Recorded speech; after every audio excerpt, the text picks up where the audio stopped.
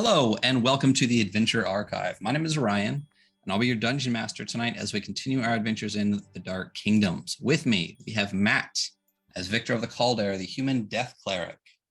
Jess as Dariana Bloodright, the elf-marked seraphage sorceress. Jason as Cutter the Faceless, the Derricool rogue duelist. Cam as Corin Fleshrend, the Derricool Battlemaster fighter.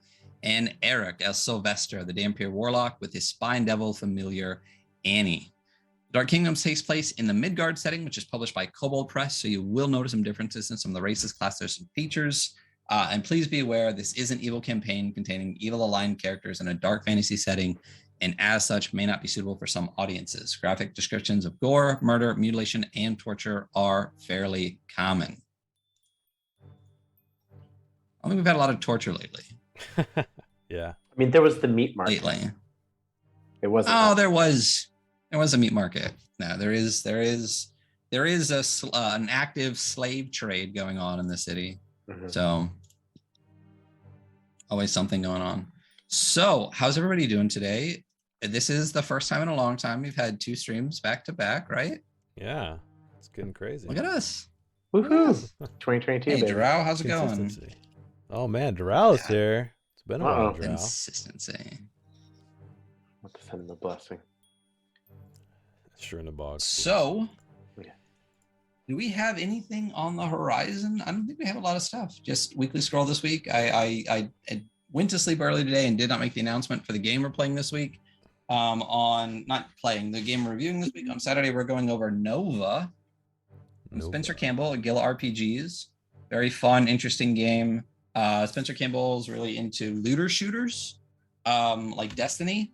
So he actually has a game called Light that is based on Destiny, and Nova that I'm not going to get into the background of it, but it's got a very awesome looter shooter mechanic, basically, where you just feel powerful and awesome. And it's really cool. It's fun. So we will go over that on Saturday on the Weekly Scroll. Tomorrow we have Merkborg. Yep. And I think that's about all we have planned right now. I think we got some in the works. We have Gamma World, not Shadowrun 4E, coming soon-ish. And potentially something by Janelle or Matt in the next, couple of months. I keep forgetting it's February, right? Yeah, it's almost March. Almost March. So towards summertime, I guess. I mean, but 3 weeks ago it was like 89 degrees here, and today it was like 35 this morning. 30, so yeah, it's crazy. So not to dox us. But that's kind of where we're at with the Adventure Archive. We're going to try to keep being more consistent. We're going to keep running this game until it's over, and we'll see what happens. You all just reminded me what happened last week. You began your kind of exploration of the pure city of Vanderpool, hoping to find whispers, rumors, and secrets around the city to give you more information about this dark ritual that is supposed to be happening. You are seeking out some potential allies that the supposedly dead, but clearly undead and alive, former king of the ghouls before they became the Imperium had sent you towards, the Marquise and the Marquess. You had found information on them. You had bought fancy clothes to look a little bit better. You headed along the waterfront to the Marquis and found their residence. Was there anything I missed after last week? In the meat market. Yeah, you guys discussed potentially buying a meat slave. Yeah, as some type of offering. One, and then Dariana had an encounter with a creepy little shopkeeper. Yeah, got a little dead mind powder. Yep. Asked about rituals. Yeah. All the good ritual. Yeah. All the good ones. And our heat meter. Look at our heat meter, everybody. It is low. Yeah. There's no heat. Low. There's no heat on. Well, you've also only been in like 2 districts. Yeah. True. It's like the same. So. Yeah, we're in the GTA hiding the subway. I've moved this token so many times. Stay the fuck where you're supposed to, little spine double. We found out Smiling Margaret. Oh yes. Yeah, yes, there was a Allied with Drago and the Harvester Legion. Yeah. Which was useful because We're right next to the headquarters. That's kind of a big deal.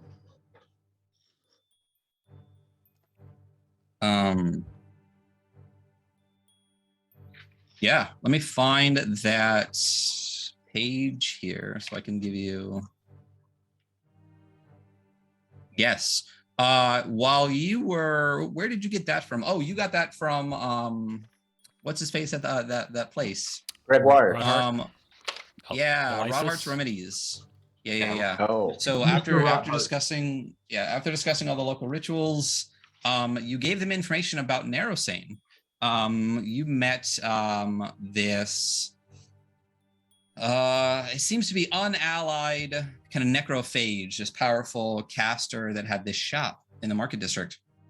And after trading for information, after he'd asked for some Ghoulsbane, you instead traded information that Narrowsane is alive and well and seeking a comeback. And he thought that information was interesting enough to give you a tip. He said that Smiling Margaret, the Wizard General of the Harvester Legion, has allied herself with Duke Drogo Blackfly and Radomir Marrowblight, placing the Duke's orders above the Emperor's. So that's a big deal, considering the Harvester Legion is one of the most powerful legions in the Ghoul Imperium. And they protect Vandecool. So it seems as if most of the any guards or soldiers, for the most part, that you encounter here in Vandecool will probably be Harvester Legion. So they are allied with Blackfly and Marrowblight. You also had found the location at some point for the Marquis. You went to his residence, which is this number 15 here. You also know that the Marquess is number 16, this pleasure barge.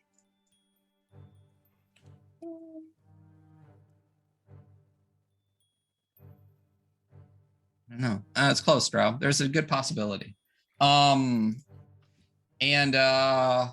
you went to the residence. The guards had basically told you to fuck off. But after a drawing sent by Sylvester of a symbol of Narrowsane, you were invited in. And I believe that's where we left off last session. Looking at our overlays, there we go.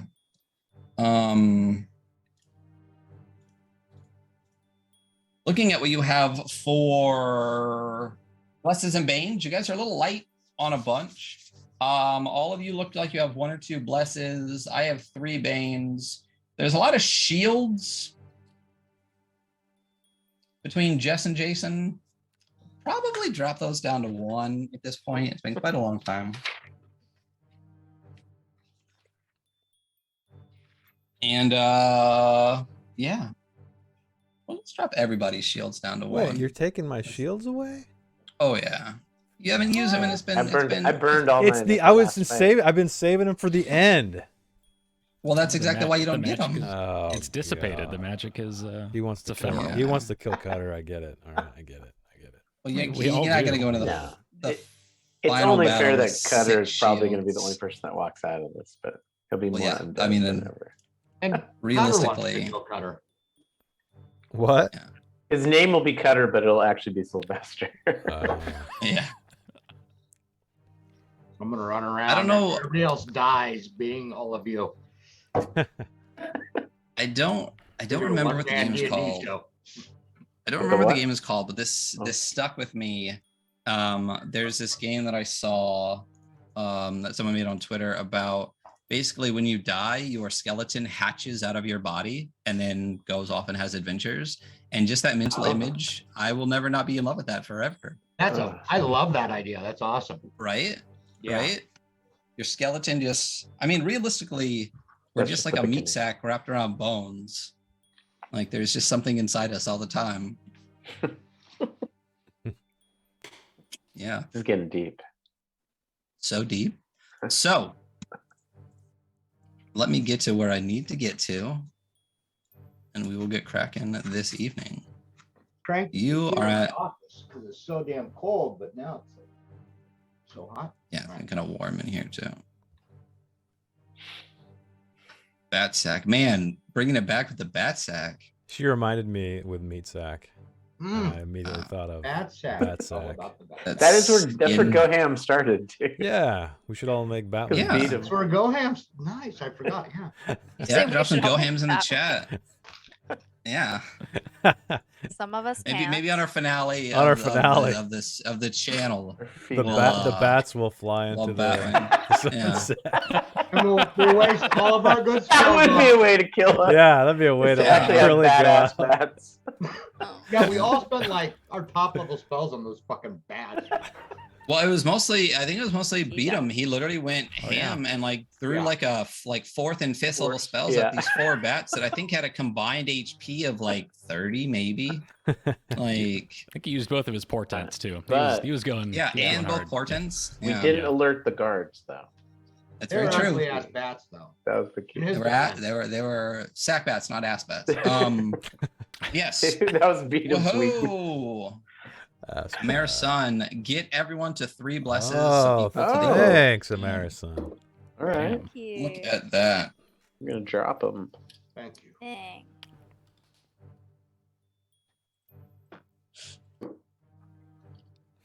Need to talk about sack bats more often. Right? Know. People like it dirty around here. We get it.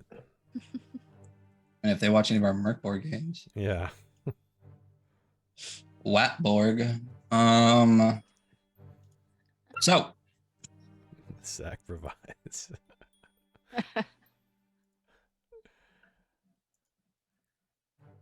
You are at the home of the Marquis Laszlo Damas.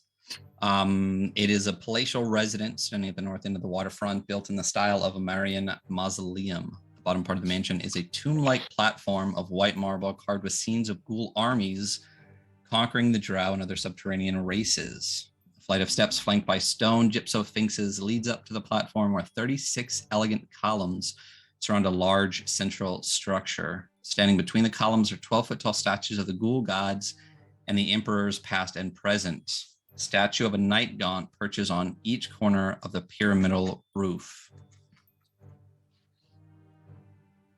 You had just passed 2 guards and entered these massive palatial doors led by a servant after Sylvester had sent in a drawing of the kind of bracelet brooch situation that Cutter's wearing from Narrowsane. That was like a bug or a roach, and have been bid to enter.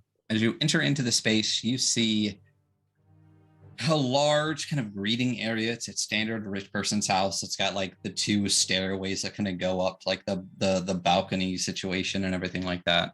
And you are led through this large residence, down this long hallway, taken into a medium-sized room, where there are a number of chairs to sit in, and a large desk in the back. This is a very kind of man cave feel. Books along the walls, globe with whiskey in it, the whole situation. But the room is currently empty besides the servant, who just directs you to have a seat, and you'll be seen shortly. I will sit. I have a seat. Same. Yep. You're sitting there for some time.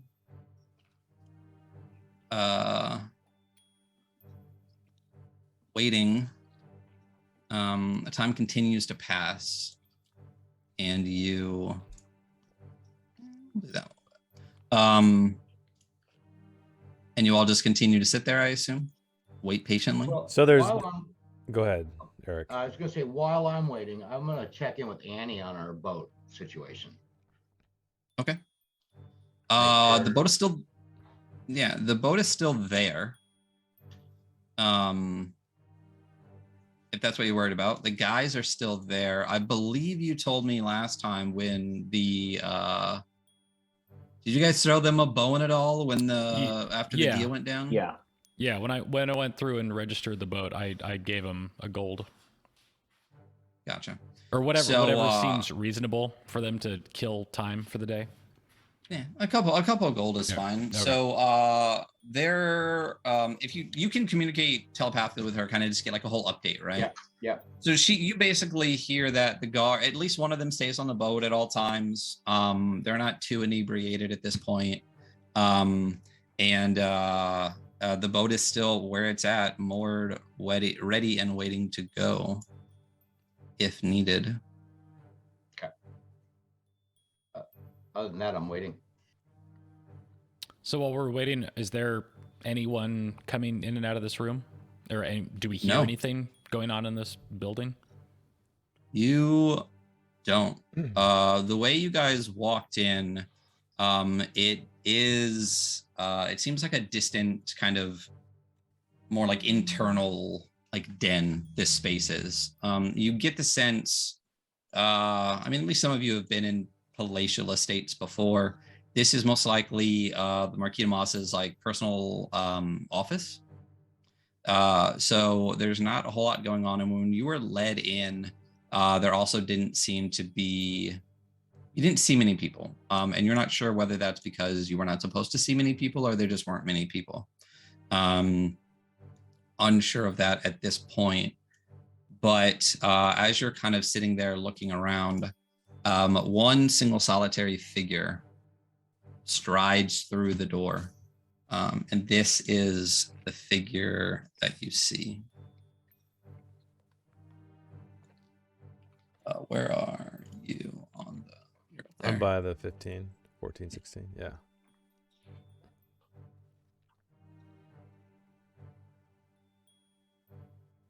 This is the figure that you see. I like him. He's got thin lips like me. I know, I was going to say. Yeah. Corin, is that your brother? Thin lips. Yes. When you see him, you're immediately struck by this kind of militant sense, even in the clothes that he's wearing. Cam, why don't you run me one of those history checks? Sure. That's enough. Yeah. So you are aware that this person, the Marquis Laszlo de Moss, actually once commanded the Harvester Legion here in Vandercourt. And he is actually held in high regard by the Legionnaires to this day. He retired. There was nothing that kind of pushed him out except for time. And maybe some scheming by potentially the person running the Harvester Legion now. But as you see this person stride in, you see that he is bald, obviously, with ghoulish yet patrician features, including an aquiline nose. And he is dressed in a shining breastplate decorated with the 3 skulls of the Ghoul Imperium, which is that sigil right there, and a crimson cloak. He still has a long sword kind of belted around his waist with the hilt made from polished bone. And several rings with overly large gemstones rest on his bony claw fingers. So he walks in the room. He barely kind of registers your presence. He unbelts the long sword in like one swift movement as he walks in and kind of lays it across the desk as he sits down in this like large, overstuffed, most likely human leather chair. And then he sits back, just kind of tapping a finger on the desk, looking at all of you. And he pulls out this piece of paper, which is clearly the paper that Sylvester had sent in. And he puts it on the desk in front of him, looking at it, still tapping his finger. And his general demeanor at this point is still kind of just taking it in. There's nothing about his presence that would suggest that he is waiting for you to speak or anything. He's simply observing at this point. And then he looks towards you, kind of one hand on this chin beneath his thin lips. And the finger stops tapping. And he comes forward in the desk and he And he says, "That's a symbol I haven't seen in many years. How and where did you come by the token of my erstwhile master?" Quick question. Neurosane told us he was ally, yes? He told you that... Or was it just the Marquess? He told you there were two people to look for, both. the Marquise and the Marquess. Both, But he also said that while they were staunch supporters of him in the past, he's not had contact with them in quite some time.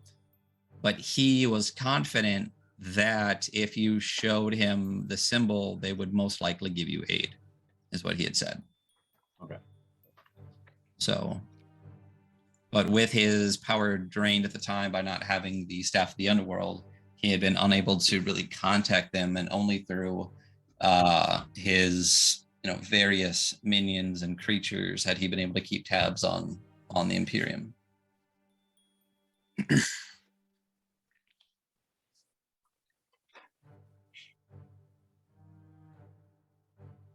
So, how and where did you come by the token of my erstwhile master?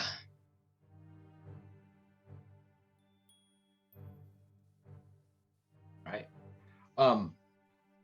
I will talk. The one who speaks will speak.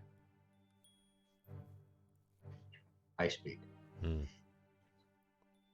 We are friends of his, in a manner of speaking. And we are informed you were as well.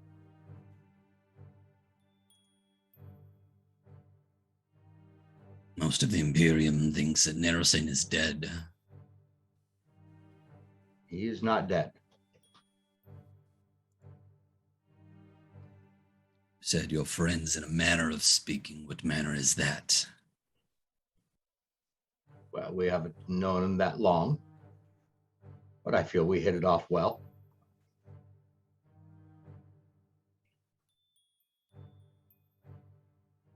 We did him some favors, and he's offered to point us in the directions of people that might help us out.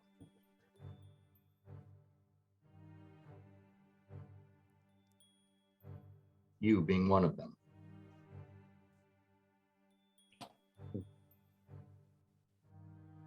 Beyond this drawing here, do you have any other proof? So when he says that, I'm gonna casually roll up my sleeve to expose my wrist and show him the bracelet.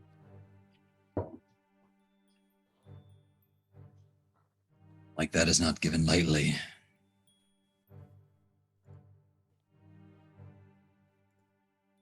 What assistance did he say I could provide?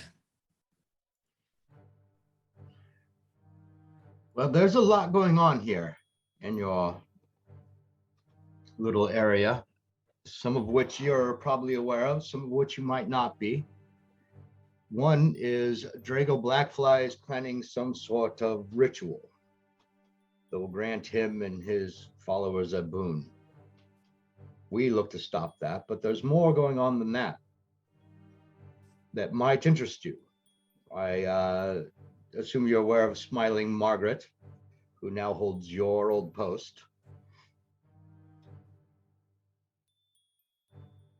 Quite aware of that wench, yes. So supposedly she has allied with Drago and Morroblight.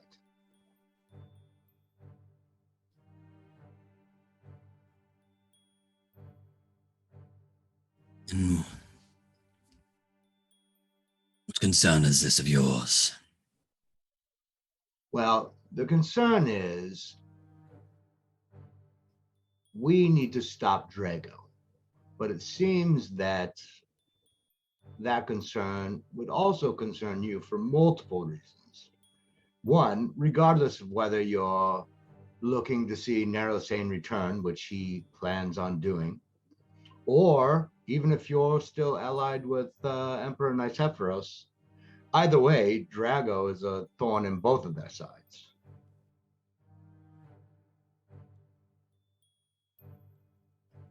know the business that concerns me. I will ask you again, what concern is this of yours? Oh, I'm not at all who I appear to be. And I'll tell him, I'm actually a Dampier. And me and my cohorts, some of which are actually of your ilk, were sent here to stop him because of the threat Drago Blackfly poses. But as it turns out, you more than likely, and many of your friends, heck, even Netrosane and Nicefros probably would like to stop him as well, if they had any idea of what he was up to. So it's sort of a convergence of all of us kind of want the same thing.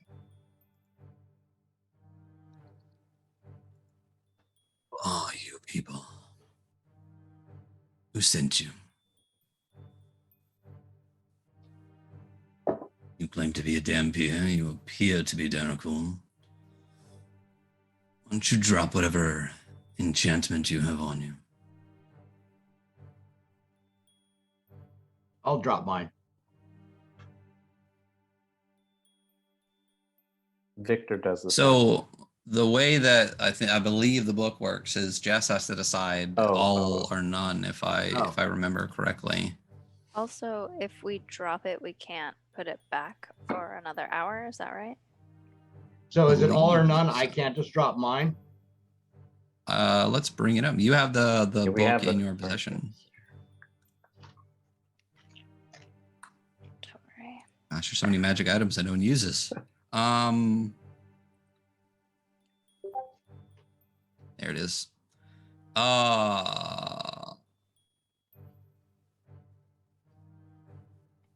If you end the book's effects early, you must wait 1 hour before using the book's magic again. Yeah, that's it. But the person who cast it seems to be the person who would need to drop it, and you drop the entire enchantment. Can I cast a spell over my enchantment or no? Sure. Why not? Okay, so I'll just, and actually I don't have Disguise Self anymore. Now it's actually Alter Self. I leveled up, I dropped one, picked the other, but same basic effect. So I'm gonna Alter Self to me. Gotcha. And that'll just override the effect. When you see that happen, Dariana, did you want to do anything? And Victor is talking about dropping his as well.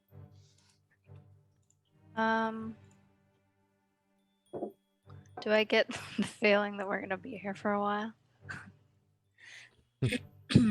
We've got to. And I'll say when I drop mine, I'll say to him too when I drop like it's mine, a doctor's office or something. I'll say, well, the DMV. I've dropped mine, and a couple of my colleagues are Daracool, so there's no illusion to drop for them. And two of the others, it takes work to get the enchantment back. So I'd prefer if they didn't have to. That's fine. Also though, Dariana, you get the sense that you have an hour if you wanted to spend an hour. Okay. Do I get the impression that we'll have the privacy to interlink toes at the end of this hour? I guess it depends. Important. I guess it depends on how the conversation goes. Great. That's not something we don't want to drop it. Oh, I thought you said that aloud for a second. Did we warn people about that before we started our stream? What, the toe thing? toe action? Yeah. Oh man, some will like it, some won't as much. We can't talk about toes. Yeah, we can talk about toes. Okay, toe action only gets us to like NC 17. There you go. Yeah, we're on 18 plus toe channel. Yeah. Yes, toe positive. Link them up. We need to just an email that's just like linked toes, just all the way down, just like a zoomed in, just like I like that. Just like interlinking thing. Yeah. I like it. Yeah, let's do it. Yeah. I think I'm going to not drop it unless it seems like, does he seem more comforted when Sylvester does this? More trusting. I mean, it's hard to read. He's militant. You could roll me an insight check. You do know that at least it sounds like Sylvester's been truthful so far, and he did ask you to drop the enchantment. It's probably a link.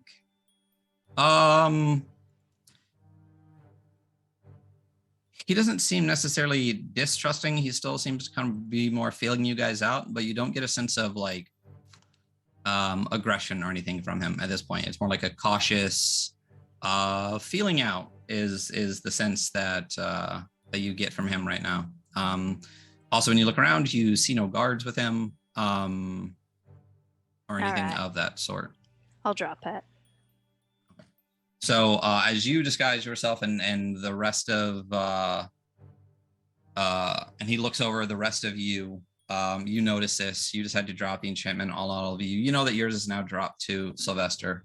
And now what stands before or what sits before the marquee is a Dampier, 2 Daracools, an elf marked, and a human.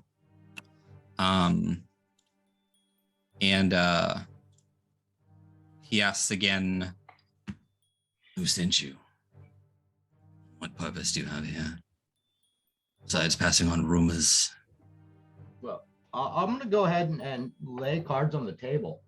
For the most part. It's not Rodion anymore. Who's our vampire overlord? It's God, it's been a while. Lucan. King Lucan. Yeah, it's been quite a while since you talked to right? about King Lucan, the who we haven't talked to in a long time. vampire- I'm well aware, and I've thought about that every episode. But the vampire king of Morgau. Yes. So I will say, well, originally we were sent by King Lucan because he got word of what Drago was up to. Wasn't sure if Nicephoros was aware, but as we've discovered more and more information, there's a lot that should interest you.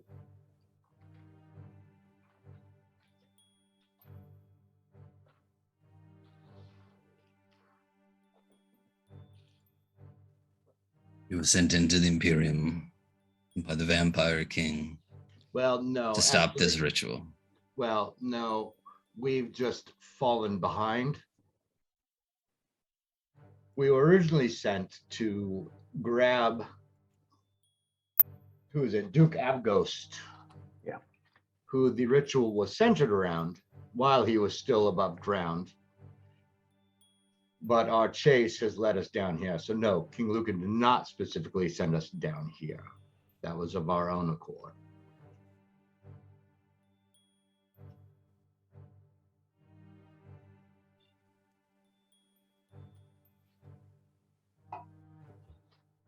But I was given a job to do. And I plan to see it through. So the question is, there are things here that could definitely benefit you, regardless of your political leanings. I just need to know what they are and how I can help you so that perhaps you can help me or us.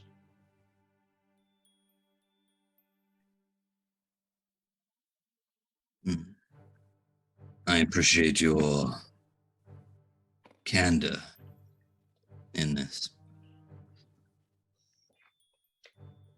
You're an interesting group to appear deep within Vandercool. Yeah. We find ourselves a lot of interesting places. And Narrowsane sent you. He's making a comeback, you say?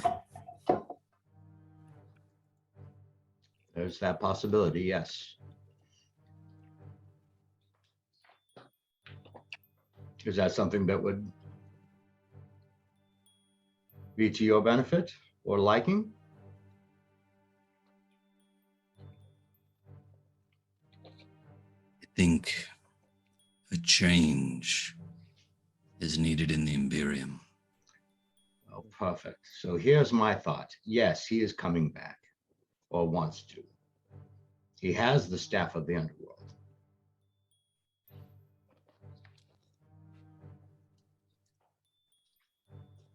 I think what should happen, or you know the workings around here better than I do, but if Smiling Margaret's aligned herself with Drago and Mora Blight, and Nicephoros learns of this, perhaps we can get a little war going between them, weaken them all, and then Narosane can step right on in.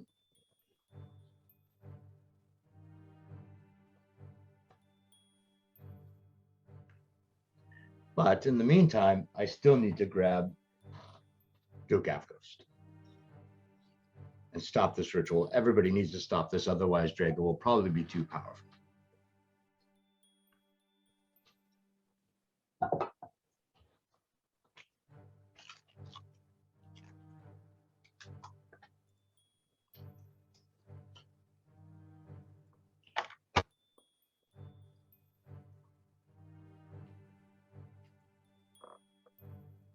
If I were you,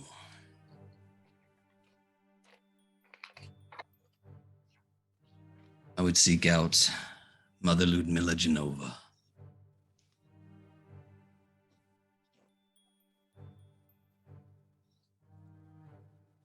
I'm sorry, whom?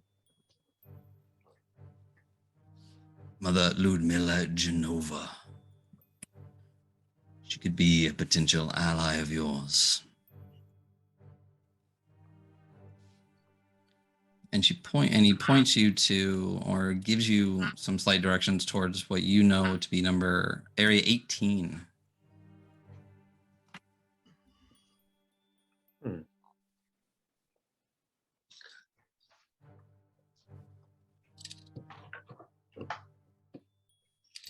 Are there any other allies of Narosane he told you to seek out? Well, you and the Marquess. Do not trust the Marquess. Well, I don't trust anybody. No offense. Dorva Grey Suture was once the consort of Marrow-Blight. She's a schemer and a fool. Do not trust the Marquess.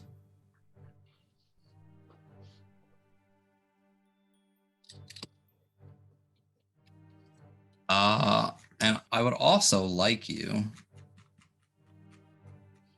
to roll me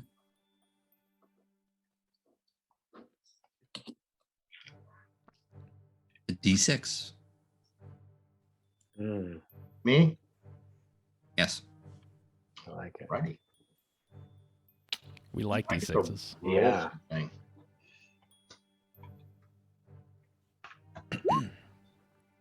Okay. Race. Right in the middle.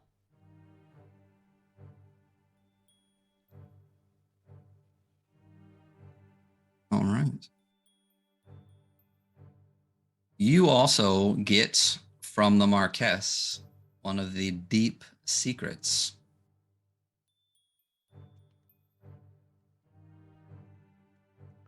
How deep? So deep.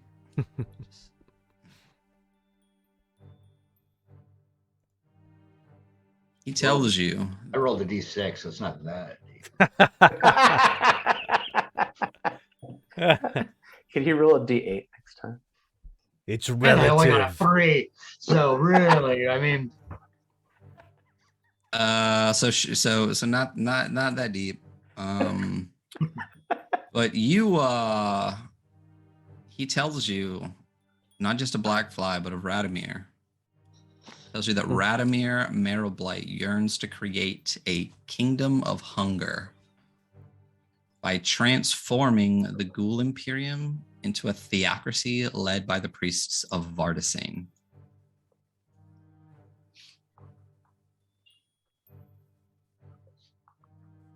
And those are those dudes we saw on the island, Chandelier. They are, in fact, those dudes.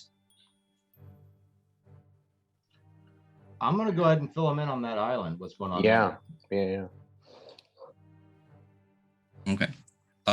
He notes it with interest, and sees it as just a further confirmation of what he just told you. He can only imagine that there's one reason to be on Chandelier Island, and that is to obtain Ghoul's Bane. If they are hoarding Ghoul's Bane, it can only be a sign that they planned some type of action against other ghouls. Okay. I'm gonna I'm kind of looking at him like, is that all you got for us? Is kind of the look I'm giving him. I spilled my guts to this guy. So no action on your behalf is kind of what I'm saying. I at least need to get them off that freaking island. I don't know if you can help in any, or some of them off the island. Some distraction to get some of the troops off. Any ideas on how we can do that? Just Smiling Margaret. Get her and hers off there. I can't imagine that Smiling Margaret is on that island. I doubt she is far from Blackfly right now. She is the new leader of my legion. I know that there are troops within the legion still loyal to me. If and when things begin to go down, there is a good chance that I can wrest control of the entire legion. And at the very least, if you're able to find the location of this ritual, I can keep them from there. Okay, so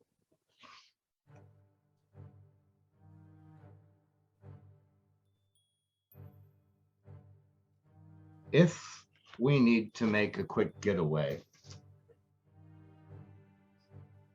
or if things start to go down, how can I reach you?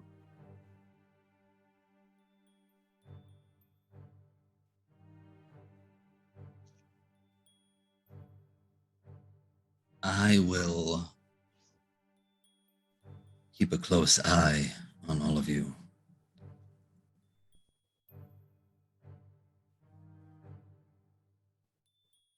There's not much more I can do within the city right now with the way that Blackfly is controlling this space, with Margaret controlling the Legion. But when you need me, I can be there. I will begin my machinations within the Legion shortly. The Mother Ludmilla Genova, as I said before, may be of interest to you. She is newer. While we're talking, I'm standing up and helping myself to some of the scotch he had, you said, on the decanter, by the way. He seems unbothered by that. The Temple of Agonizing Bliss is a relatively new structure within Vandercool. It's a temple to the Red Goddess Marina. Oh.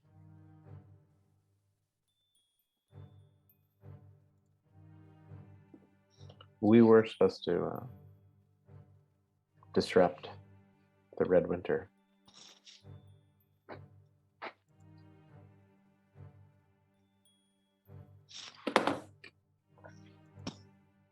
The mother has been here not too long, but vampires within Vandercool seem to use the Temple of Agonizing Bliss as some type of unofficial embassy for Morgau. I don't know her well, but since you come from there, she should be able to help you in some way. As of now, she seems unaligned.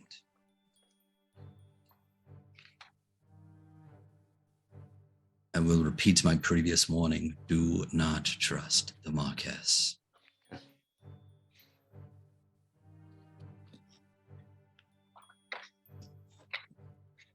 When you make your move, I will make mine. If you can, send word while the ritual is taking place. I will keep troops reinforcing the location.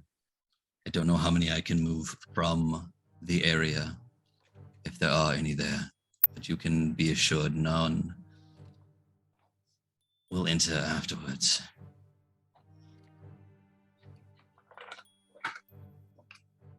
I wish I could do more. No, I appreciate your time and your efforts. I understand. Speaking of time, we may need 1 hour. Yes, Darian? Oh.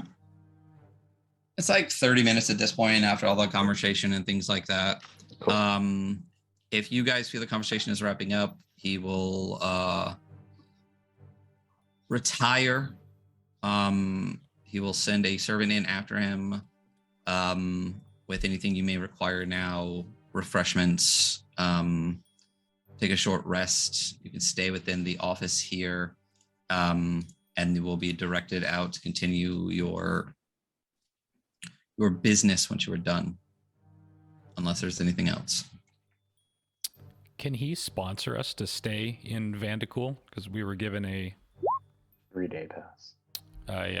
Yeah, a day pass, as it were. Yes, that can be taken care of. He makes a gesture towards the servant. It's the same woman who let you in at the beginning, and she simply nods, walks to the door, has a brief conversation before coming back.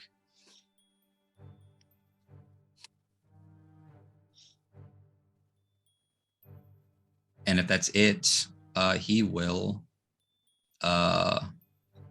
exit.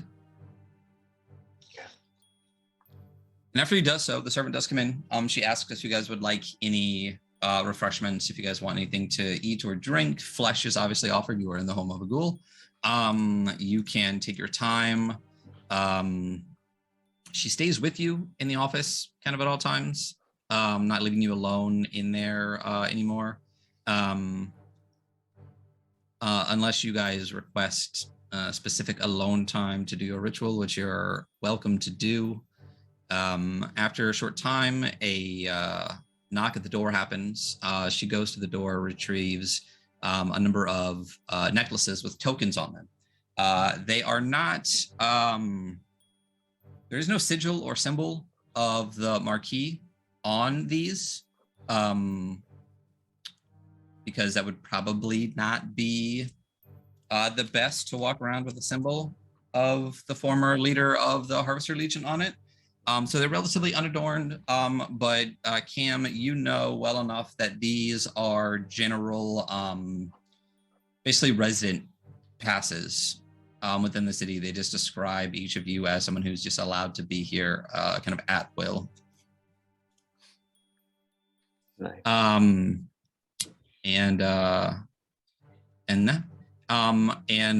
With that, if and when you request time to do your Toei Derricool ritual, you are given it. The servant does see you as different than you previously were, does not ask questions, appears to have been given specific instructions, and leaves to wait in the hall for you.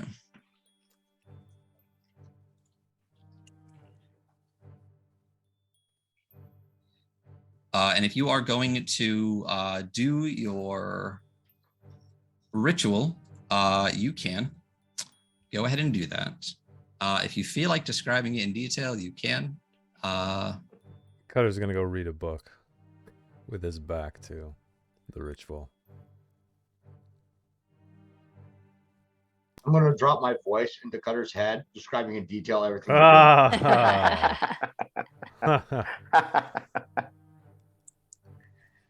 Fucker. Great. So as you describe this linking of toes, Victor's toes are so cold. I barely hold down my plate of raw flesh that she brought in. That's probably the best plate of flesh you've had. Yeah, it was good stuff. Quite a while. It's fancy flesh. I'm not gonna lie. Yeah, you link toes. You again take up the appearance of Derricool. After which you are guided out of the palatial residence of the Marquis de Maz. A little bit more understanding of what seems to be happening. Duke Drago Blackfly, is allied with Marrow Blight. You did get the sense once again that trying to get back to Shannon Island, at least from his perspective, seems not really possible at this time. But you understand now that Radomir Marrow Blight seems to want to convert the Imperium into some type of theocratic rule with Vardazane at the top. So still not quite sure what the ritual is, but finding more information about what's going on. Blackfly is making power moves. Radomir is making moves on the opposite side of the spectrum.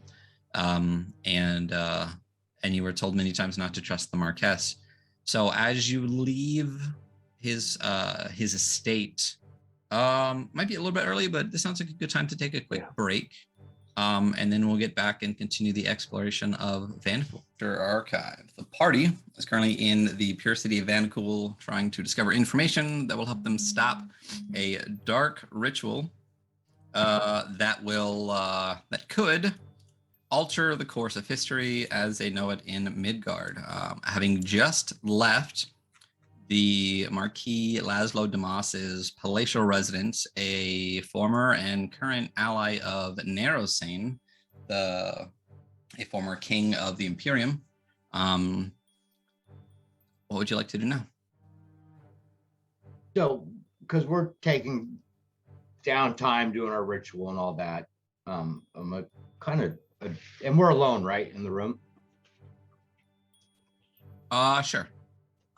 Because you said that one guard came in and then left or whatever. Or the woman is kind of there, just making sure we're not fucking with anything. The servant. Yeah, but she left you alone long enough to do the ritual. Yeah. Okay. So while we're alone, and then I want to say to everybody, sorry, I might have been a little too forthcoming. I hope nobody minds. I don't know. I felt like it was the thing to do, but I'll be more careful in the future unless you all think otherwise. I am confused, Sylvester. It sounds like he does not want us to go to Pleasure Barge. Oh, we're going to Pleasure Barge. Okay. Now, I also understand Temple of Agonizing Bliss. Is these sisters similar to where Cordelia worked for, yes? I'm assuming so, but he said it also operates as a bit of a,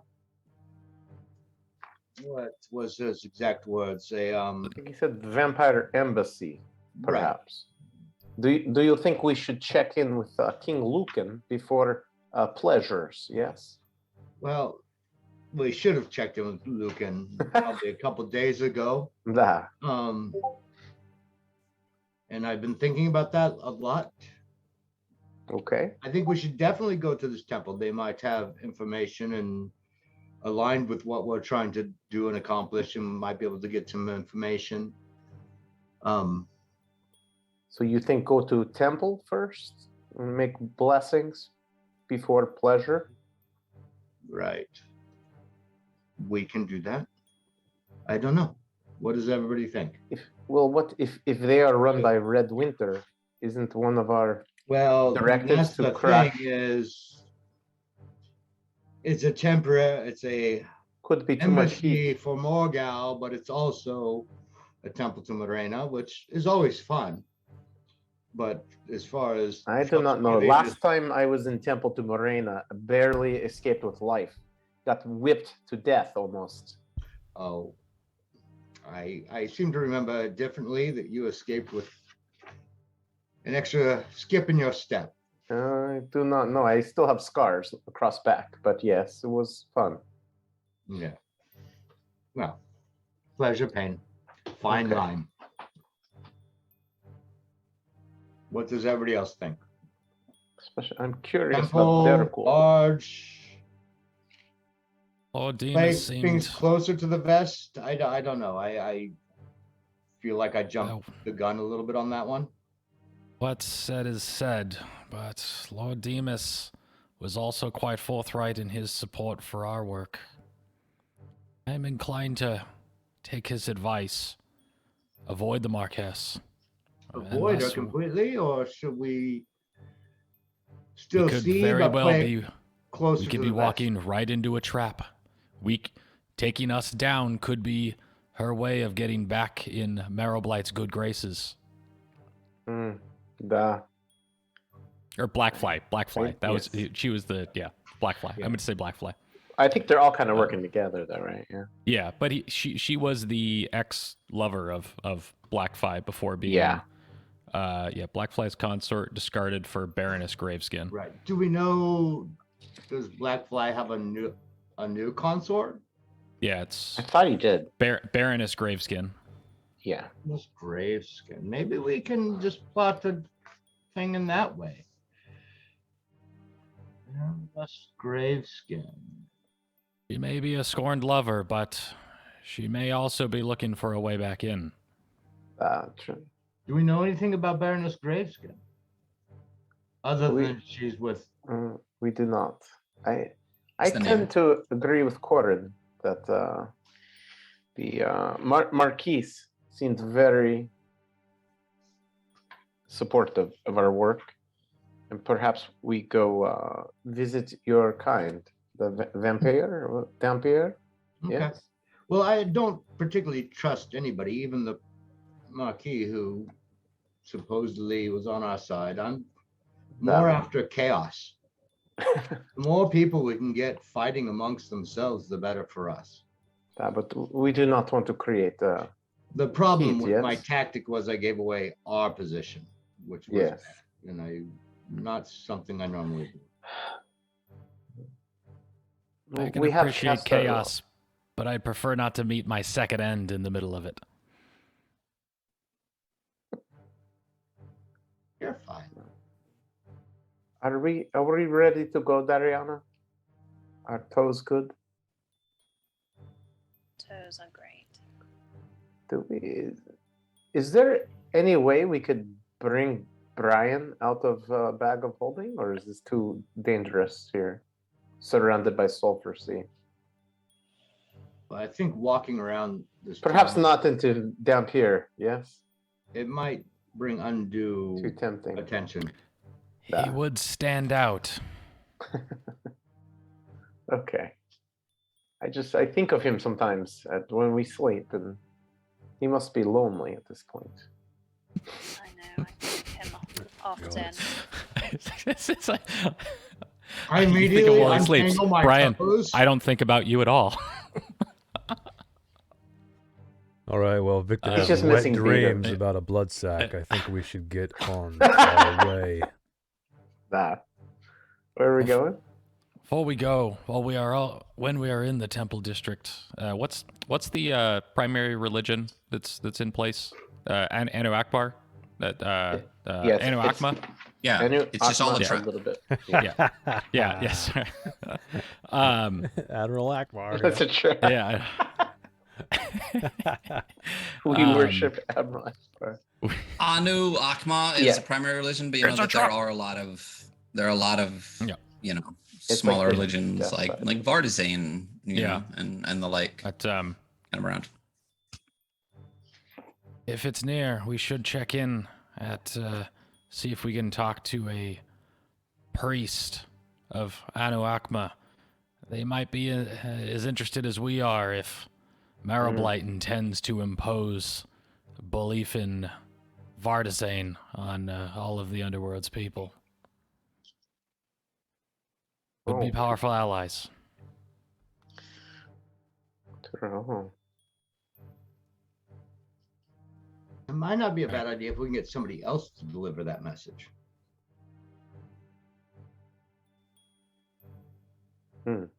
Like who? Point to somebody.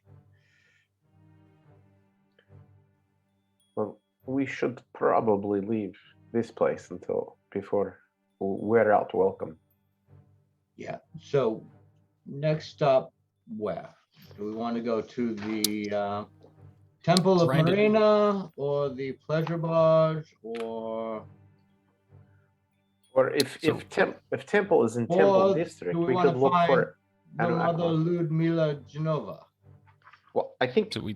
the she's at mother is temple. in the temple. Oh, okay. She's Oh, like that the seems like a mother good of place it. to go. So Ryan, you gave us we earned a secret here. Do we? I don't think we rolled though, did we? Does it matter? The way that you rolled for a secret, or that you had to roll for a situation?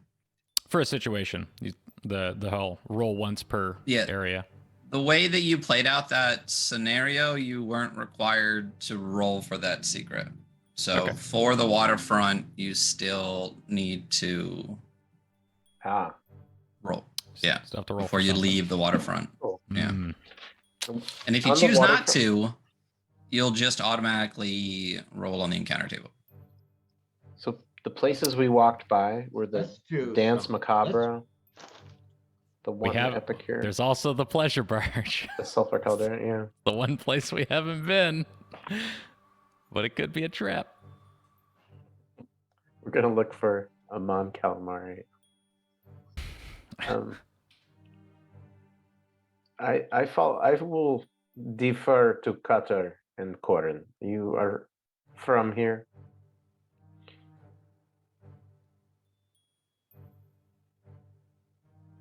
Well, if there's one thing I have learned is to never even seek out anyone who cannot be trusted. Yeah. But how do we know the person who said not to trust her can be trusted? And nobody can be trusted. Well, he's been coming from a long line of trust. And I'll hold up my bracelet.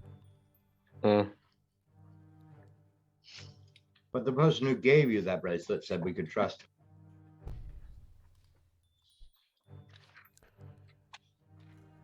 You just want to get off, don't you, Sylvester? I'm just saying I don't necessarily trust anybody, but it's a lead. Are we I still in like the don't- first? Because Ryan did mention a thing that we might be able to stay for a night at the bathhouse, the Sulfur Caldarium. Like, what time is it? I mean, I know there's no sun or anything, but like, have we been going for 20 hours, 18 hours? Well, you landed at the docks. I think what time was that? Let's say morning-ish. Then all you've done is the dock stuff. You went to the merchant district and you walked through the waterfront so we'll say midday-ish, I guess. Okay. Maybe a little early afternoon-ish, quote unquote. Hit the brothel, watch some performance eating, and then Right. While we're spend our evening in the discussing where we're bathhouse. going, what else does he have there? Does he have any like blood in the decanter? In his office, he does not. No. All right. More scotch it is. After quite some time, you hear a knock on the door, and the servant kind of sticks her head back in and says, notices you're all Dara cool again, and just says, "How are we doing?" I guess that's our cue. All right, I'm gonna head out. Yeah. She'll guide you all out the way you came in, and slight bow as you are kind of ushered down the stairs, and you are now outside of the mansion of Marquis Laszlo Damas, the former leader of the Harvester Legion and current ally in your endeavors, as far as you know.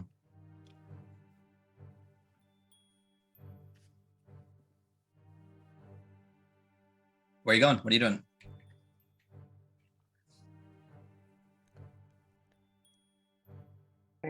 I trust Cutter, Sylvester. Let us go to Temple District. I do like Corin's idea. If we see Temple of Anu Akma, we know what to look for. Perhaps we go talk to them as well. Oh, Cue them we in. have to do something that lets us roll before we leave. Otherwise, we're just gonna Yeah. eat an encounter. I think Cutter should steal something.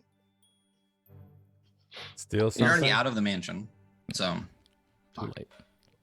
We do have, I mean, I'm guessing somewhere down here they must use horses or something, maybe perhaps undead steeds or something like that. That doesn't mean I can't scale the wall and sneak back inside. you do what you feel you need to do.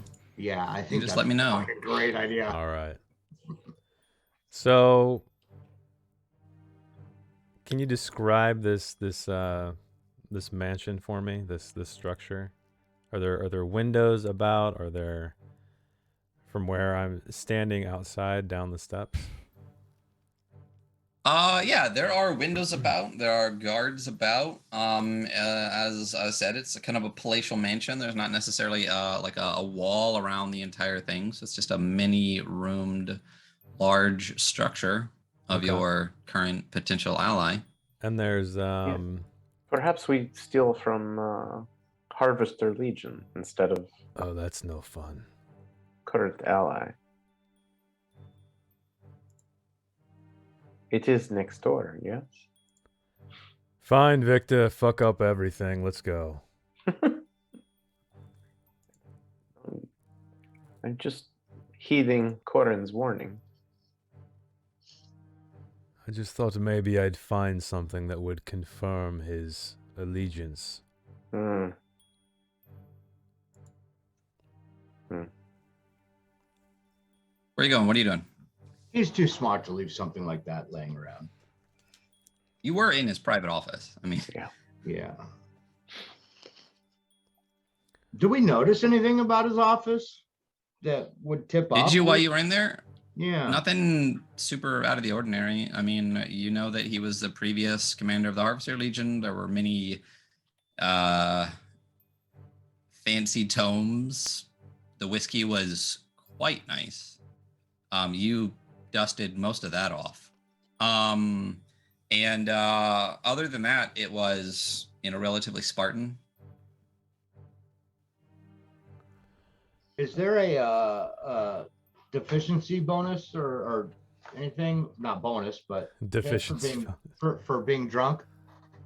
If you feel inebriated, then you are under the effects of poison. Okay, I feel inebriated. All right. So you are All right, poisoned. guys. Why don't you roll me a D4? I know I just threw that on myself, but yeah. All right. A D4? Vampires get drunk. Mm-hmm. Oh, Yeah. I This Well, he's a one. Dampier. Oh, okay. I do have. Oh no, nope, I don't. A D4.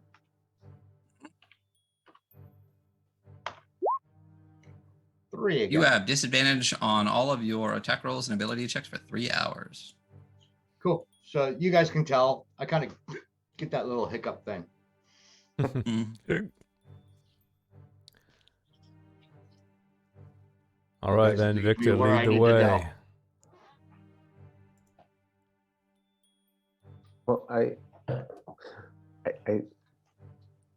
I guess I'm curious. If you want to break in somewhere, steal No, something. it's fine. It's fine. It's fine. It's just been a long time since I've been in the city. We I do know wish that to. we are probably working against Harvester Legion. Yes. Could be useful information there as far as what their plans are, perhaps. What do you think the Harvester Legion's location is? Isn't it right next? I thought it was right next to us. Is what you said. Like we. 'cause No, there's guards Duke there. Drago Blackfly's the palace. I thought 13 or something like that was Harvester Legion. 13 is the summer palace of Emperor Nicephorus. 14 is Duke Drago Blackfly's palace. Huh. Okay. Drunk Sylvester suggests you should break into Drago's place. Can I tempt you with a whorehouse instead, perhaps? Who, me? Forgotten I suggested it. Oh, the but I should tell drunkard over here. Anyone who's interested. I have no interest in that. I know Victor only dreams of blood bags, so That's true. Shit.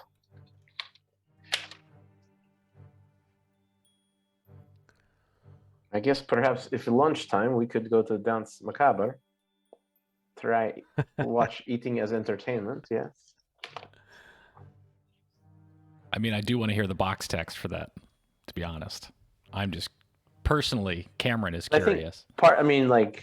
Mechanically, I think for me and Dariana, Victor can put like a purified food drink on it and we can eat it. So that sound good to you guys?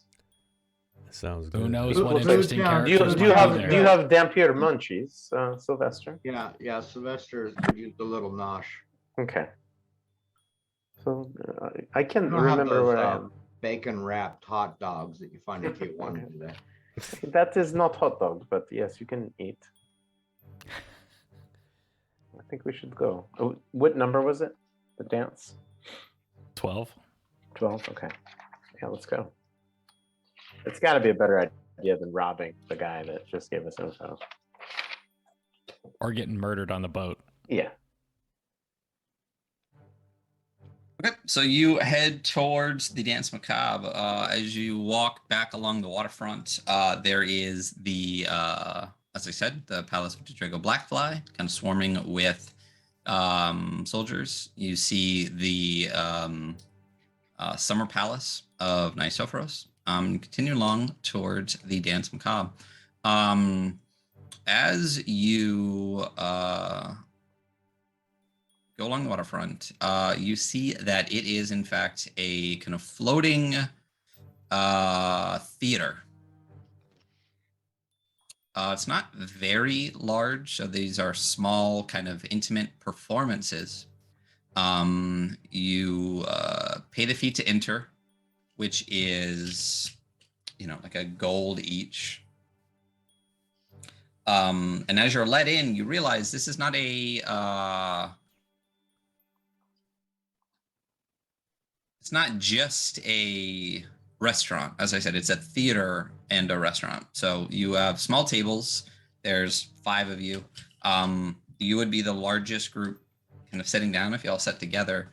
And after you are seated, menus are provided for you. And it is just a list of delicacies from various living creatures. So you can get spleen if you like. You can take some intestine. You can get a little lung. I would like some the eyes. organ sampler, please. Okay. I'm going to scroll it and look for something that would appear like blood heavy, something that would appeal more to Dampier. Okay. Like Sure, kidney or doesn't- liver or something like that. They Yeah. can make them juicy. Yeah, Victor's kind of feeling like in the Indiana Jones Temple of Doom with like a skull where the top is kind of turned into a coconut where you can kind of eat the brain out. Oh, He hasn't brain. had a He wants skull a in a brain. while. Sweetbreads. Yeah. Awesome. Well, like, Yeah. is there any like exotic meats? Interesting races? Probably some drow. Hmm. Maybe some gnome. Oh, drow. Yeah, I think I'd go for like some drow tenderloin. With herbs. That sounds quite nice. Okay. Yeah. Dariana?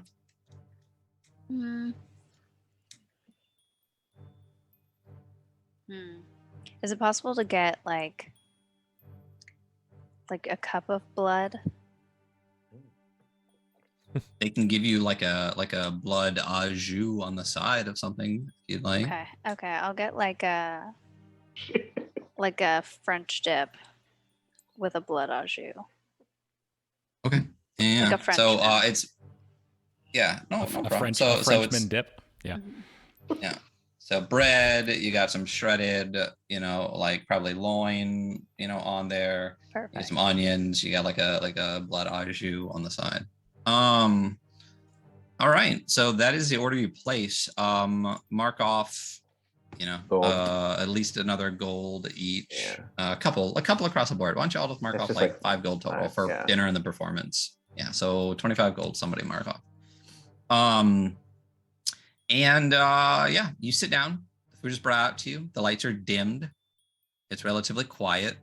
A light is shined down on this kind of long table, and this attractive human male, naked, is brought out and laid on the table.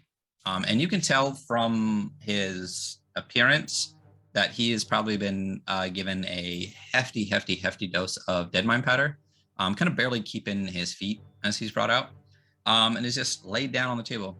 And then a Darakul in just incredibly kind of fancy garb, all of which kind of has these motifs on it that just reminds you of eating. It's like things that kind of look like teeth, things that kind of look like blood, things that kind of look like organs. It's this weird kind of abstract design kind of across this kind of very flamboyant outfit. And they sit down at kind of like a higher chair. The table is actually like just slightly tilted, and you guys are up a little bit higher. And they begin to artistically devour this person. There are incredibly sharp knives and various tools for clipping off bits and pieces, for filleting things open right there. After, except for some occasional like kind of grunts and moans and things like that, the this living human person on the table doesn't seem to move that much. And as you are, whether you're eating your food or not, you see this performance happen. And they artistically devour this person, keeping them alive as long as possible as they eat them. And it's for quite some time.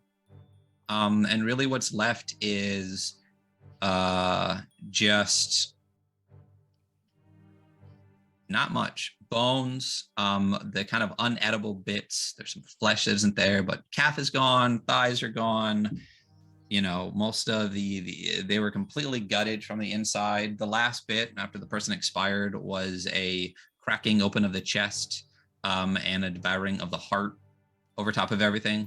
And that last bit was a little bit more kind of feral than the rest. It was all, like I said, done very artistically.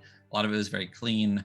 But at the end, tools are cast aside and the heart is just devoured, dripping all over what's left. Stands up, gore falling down, applause from the audience, bows, retires from the scene. Lights go out, lights come back on in the kind of restaurant area, curtain closes, you hear some shuffling behind, probably disposing. And that is the performance of the Dance Macabre. Artisanal eating. Right on. We just watched somebody have a mukbang. Basically. So, whole thing probably took about an hour. Okay.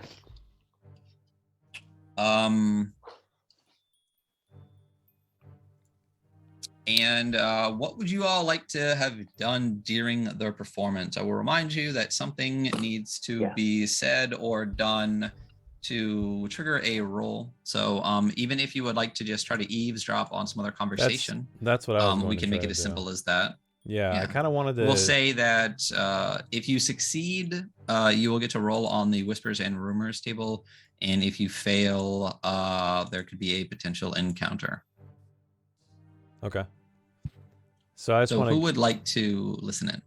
I will, I guess.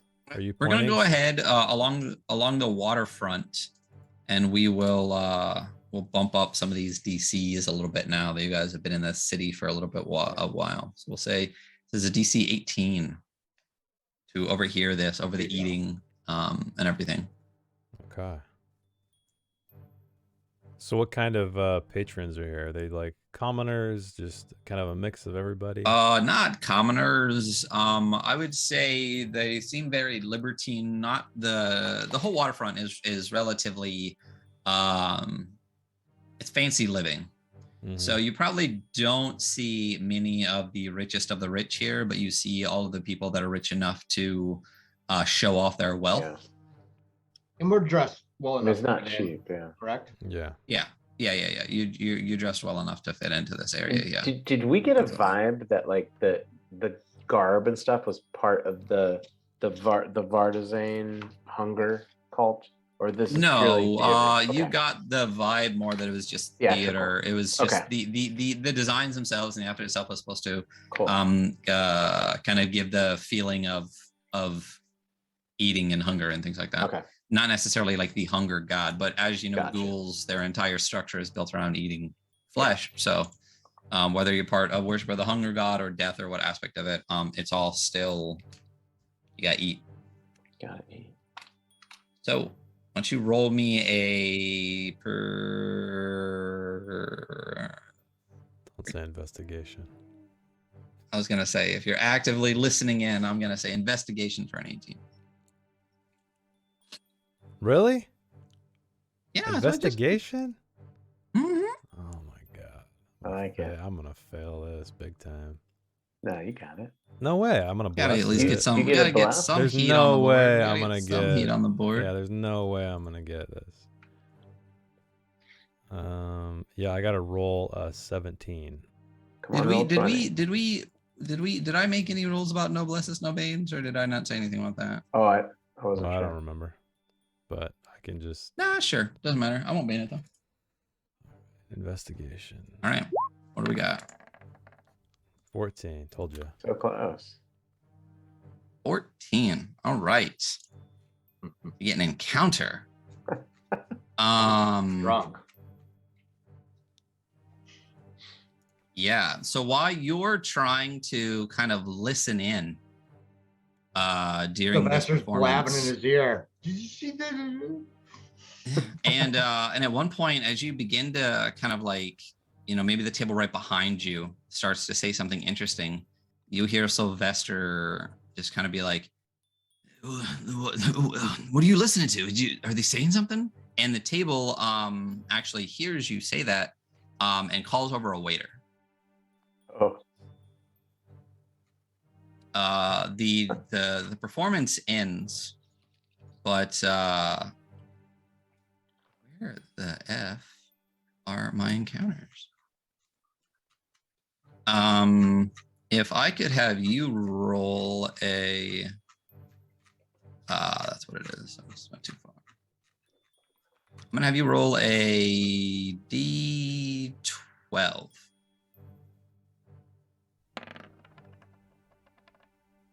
Ooh. wow.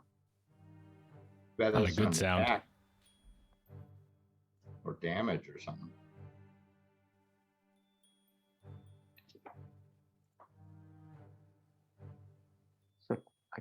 I kind of picture Sylvester kind of like his fingers are kind of dripping in the blood or whatever, like just wiping his hand off on Cutter's. He's cloak as he's buzzed, stuck but in he's there. not a sloppy drunk. Oh, okay. Dignified. Little bit, Yeah. yeah. Okay. He thinks he is. Exactly. Which are the worst kind. Yep. Yeah.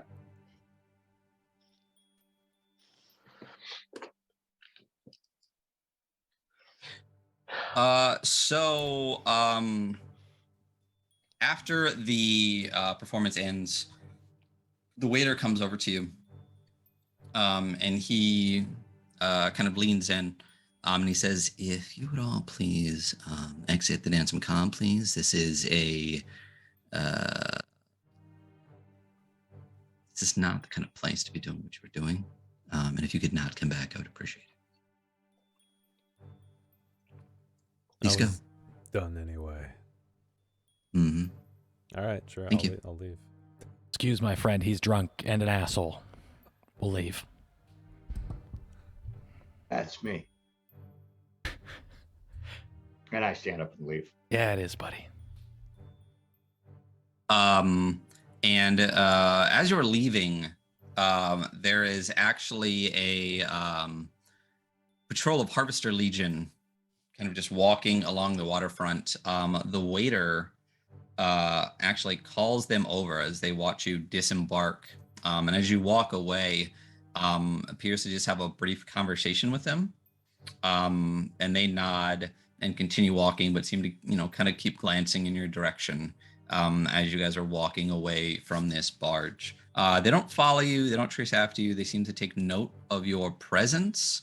And that is it. But that does mean that you're going to get a little bit of heat. We're gonna let's go extra large on that. You're gonna heat up some of that heat bar. Can I go? I'm saying this to my comrades very quiet, actually in their heads. Can I go kill that waiter? I was surprised you did not break heart. Yes. Maybe once we stop the ritual. Would have been obvious when he's asking us to leave, but now that we've left, feeling like he needs to die. Or minimum. Is that just me, or does anybody else not want him dead? Show of hands. Well, he's already technically dead, depending on how you look at it. Deader, and you're a liar if you say you don't want him dead. You you are. Yeah. I don't. Yeah, I don't raise my hand. So. And I see Kato's not raising his hand. So you like him? Oh no, sorry, I got it backward. I'll raise my hand if you want. If I want him dead. Yeah. Okay. No, not yet. I'm going to kill him though. Add it to the list. So you are heading away from the Dance Macabre. You have your at least presence, not necessarily your intention, just your presence as being kind of inappropriate for a place of such fanciness was noted. And that's it for now. Nothing really beyond that. You don't detect anyone tracing after you. And that's it. What would you like to do now? And that is your encounter within the waterfront. I could probably just out of curiosity, because it's a unique city and the fact that it's Derricool, Ghoul, so forth. Are there like homeless bum people? Oh, like, yeah, absolutely. People passed out in alleys kind of situation? Yes. You've been in this district, you've been in this district. This district. That's it, right? I believe we're headed to Temple.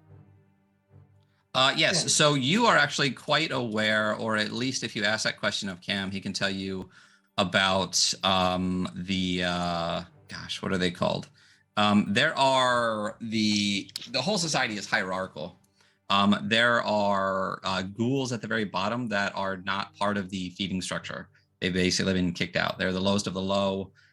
They're basically starving, basically just like the skin is barely still on their bones, dragging themselves across the ground.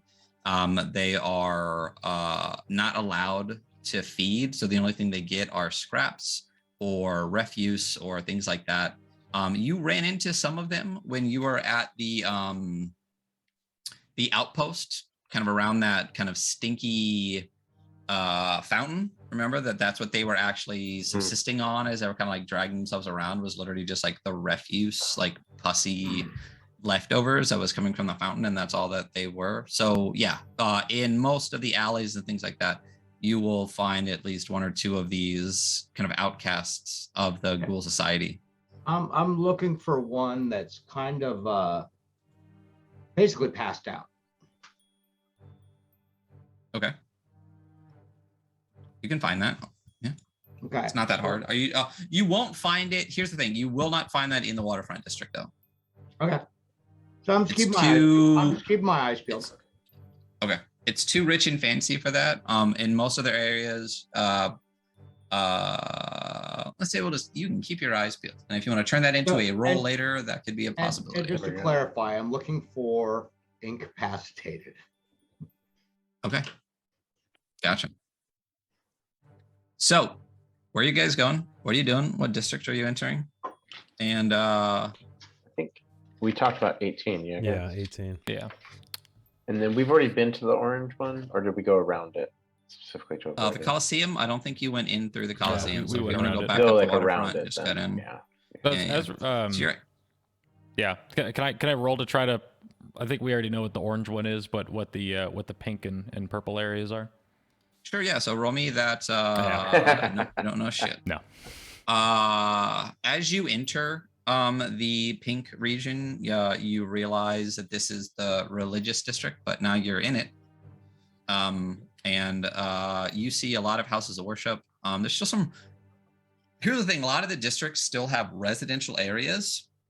It's just the other things that describe them. So the white area is just all residents. There's nothing really going on there. This area over here. But there's still like houses and things around here, but it's just described after like the primary things. Like this, there are still, some structures around here. A lot of those are probably homes of the merchants and things like that. Obviously, there's still some rich, fancy houses along here. There are still some within the religious district that are homes, but a lot of them are like smaller churches and temples and things like that. So which direction are you going to go into? Because you're coming down from here. You're going to head straight to number 18. Yeah. That was the plan. And looking for Sylvester's passed out ghoul. Okay. Yeah. So would you like to look for your passed out ghoul prior to heading into towards 18? Because again, at some point in this, and there are it looks like 3 at least locations in here, you do have to do a big roll. But it's up to you what you would like to do. It's more a matter of if I see someone that's convenient alone. Okay, roll me why don't you roll me a perception check? We'll say in the religious area, we'll say DC 15. There's probably fewer here. Perception, not my strong suit. Oh, that's +0. Sure. Fortune favors the drunk. You find one as you kind of stumble into the alley yourself, the party kind of continuing on a little bit, maybe to relieve yourself or something. You see what appears to be an incapacitated, just gaunt, shell of a ghoul, clearly outcast in the society, laying incapacitated in the alley. Do we have any even crappy food that he would find good? I mean, sure, yeah. I think you guys have some rations and things on you. Okay, so I'm gonna set some food down next to him. And on top of it, I'm gonna wrap like a gold piece and a piece of paper. And then I'm going to touch him and cast Create Thrall. Okay. And they're called beggar ghouls, by the way. I don't know why that was so hard to say, but yes. All right. So here you go. 14th level. Oh, did you guys all go up to 15? I told you that last time, right? Yeah. Mhm. Couple ago. You gain the ability to infect a humanoid's mind with the alien magic of your patron. You can use your action to touch an incapacitated humanoid. That creature is charmed by you until a remove curse spell is cast on it. The charmed condition is removed from it, or you use this feature again. You can communicate telepathically with the charmed creature as long as the two of you are on the same plane of existence. All right. So I'm going to do that and then walk away. Because I don't actually need him to see me. Sounds good. And the charmed condition is what it says you get, right? Mm-hmm. So the charmed condition says a charmed creature can't attack the charmer or target the charmer with harmful abilities, and the charmer has advantage on any ability checks to interact socially with the creature.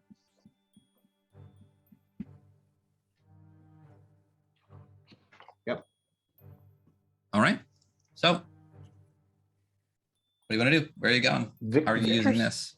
As we're kind of walking towards what we think is the Bliss Temple, Victor's kind of looking for signs of Anuakma, like the death side of them. Okay. Above kind of everything in the distance, you see a giant pyramid. Like just the peak of the pyramid, kind of when you're in Vegas and you kind of see Luxor freaking everywhere. Okay. It's kind of like like that. seawall vibes. Yes. Like that place. Yeah, okay, gotcha. That's that 19 down there. Yep. Okay. So when he sees that, Corin, I know you were interested, perhaps pass information to Anuakma. Should we do that before triggering Morena's priestess, the mother? I think we can visit the Temple of Agonizing Bliss first. It's okay. might be a potential to.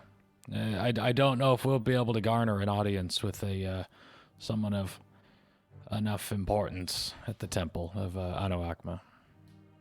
Okay. I do think we have a book from them or something.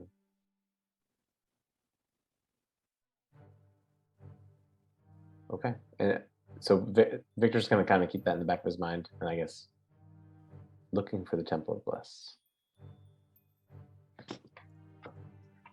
Gotcha. So you guys head towards, you were told, in words, to look for number 18.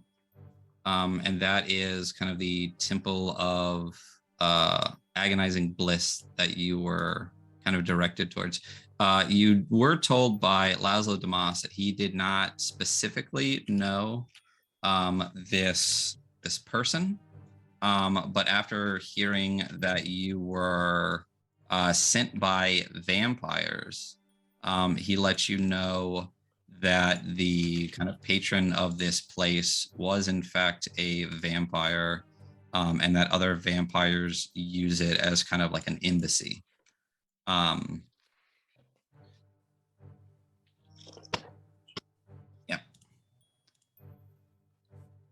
So as you head that direction, what you see is a large kind of black stone structure, embellished by dozens of cruel barbs and spikes all over it. As you walk up to it, you see steps leading to the entrance, and on each of the steps, you see that they are studded with sharp spikes and protruding blades. The entire walkway up. And then on the sides of the walkway are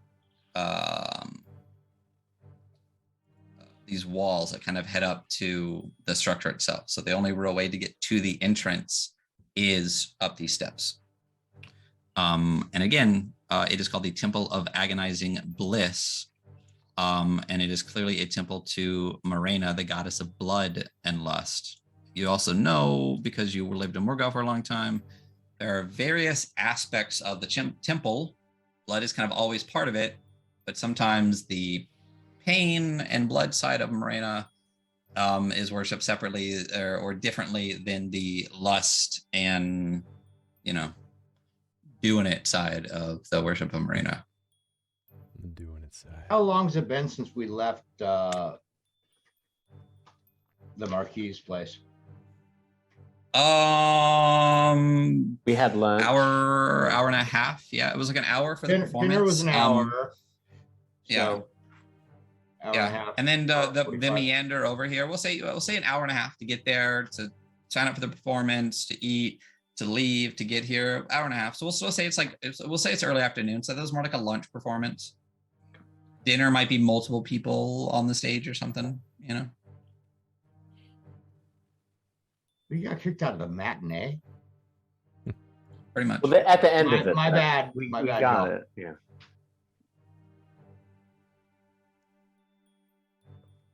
So, what are you doing as you are standing in front of these?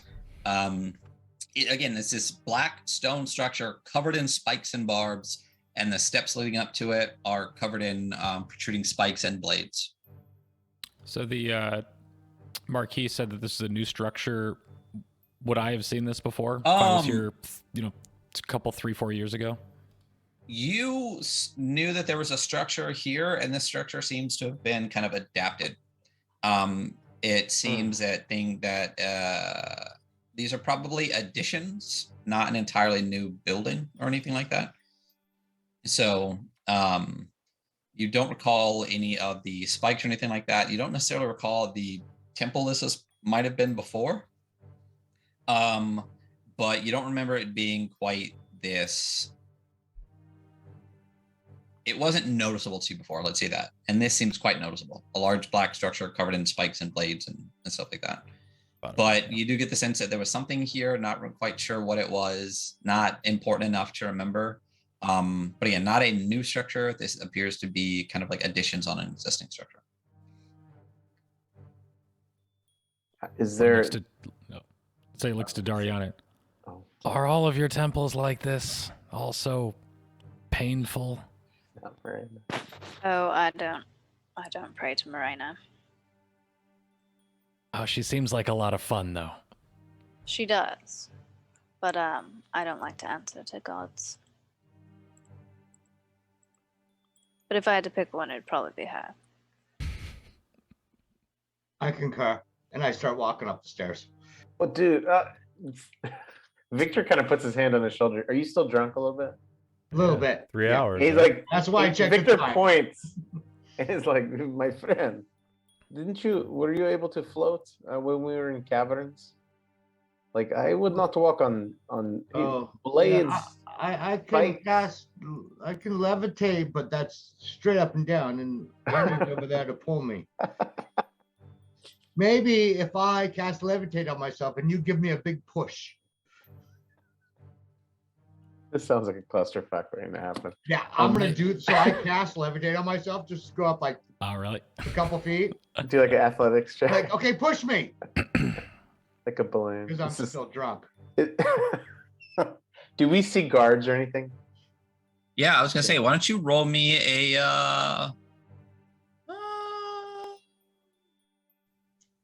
let's say a performance check. Ooh, can I?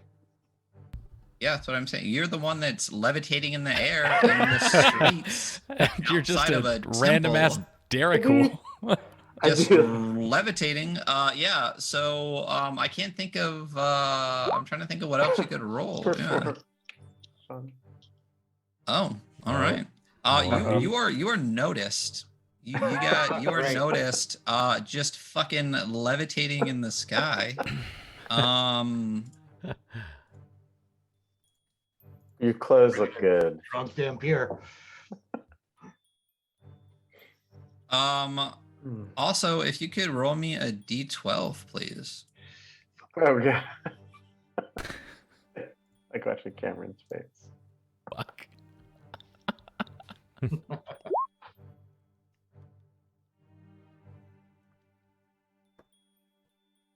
Interesting. As you are levitating in the air, you actually glance up and see what appears to be two giant bats. Yes. Sack bats. Finally. Yeah. No, Full as circle. the bats kind of turn, you see Can I grab his tail to pull me? no, it's like it's up in the air, and they're giant bats. What you see as Bats they have turn, tails. yeah, are mounts. You see a ghoul mounted on each of shit. these.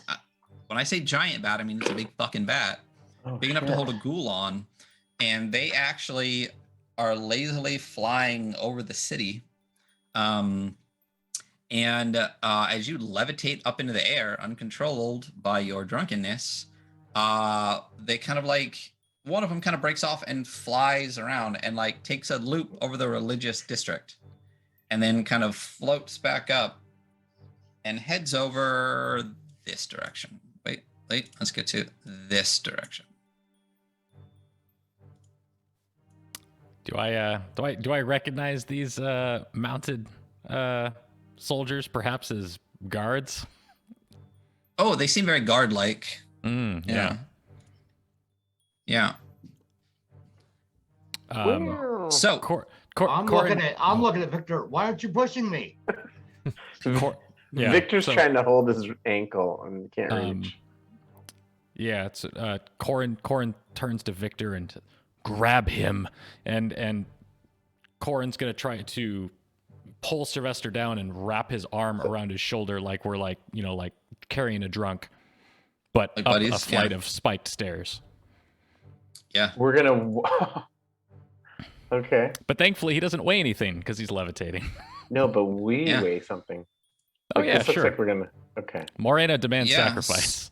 Corin wasn't with us when Victor got fucked up at the last Morena temple. Oh yeah, like I don't know. If you could all, is everybody gonna be running up these stairs trying to get out of sight of these ghoul guards? Yeah.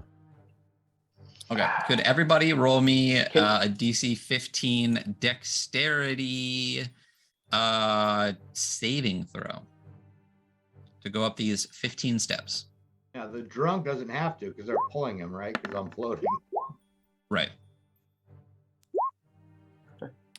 Just like DUI, like the drunk drivers in a car wreck, they're not the ones hurt. Oh, Corin. I'm gonna use Indomitable and re-roll it. Aren't you glad you joined this party, Corin?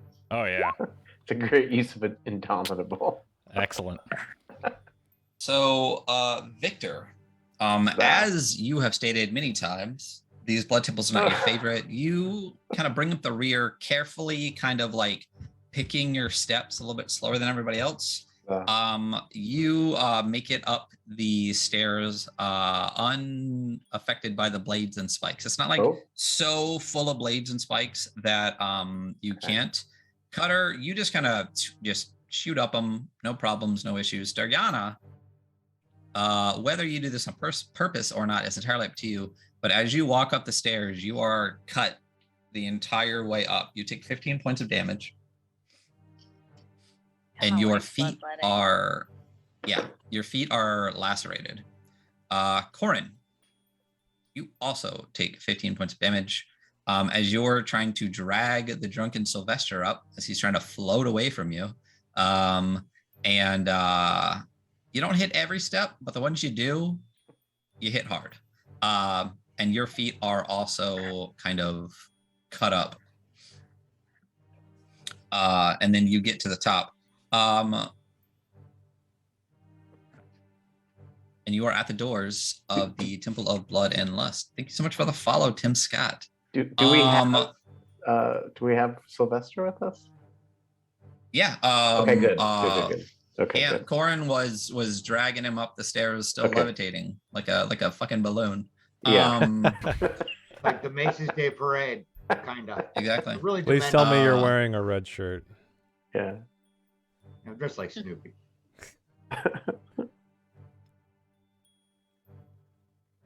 So, you find yourselves at the entrance to this temple. I let levitate go. I say, you could have just pushed me. Yeah. And then you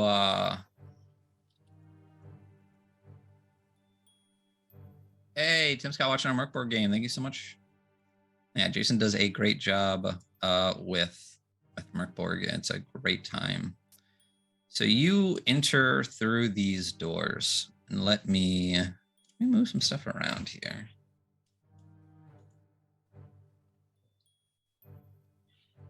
Let's actually get a hold of your tokens. But Annie is not with you.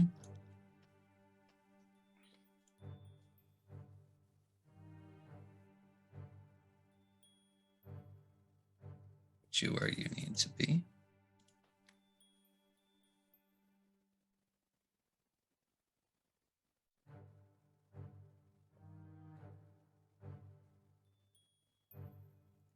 And we will move you where?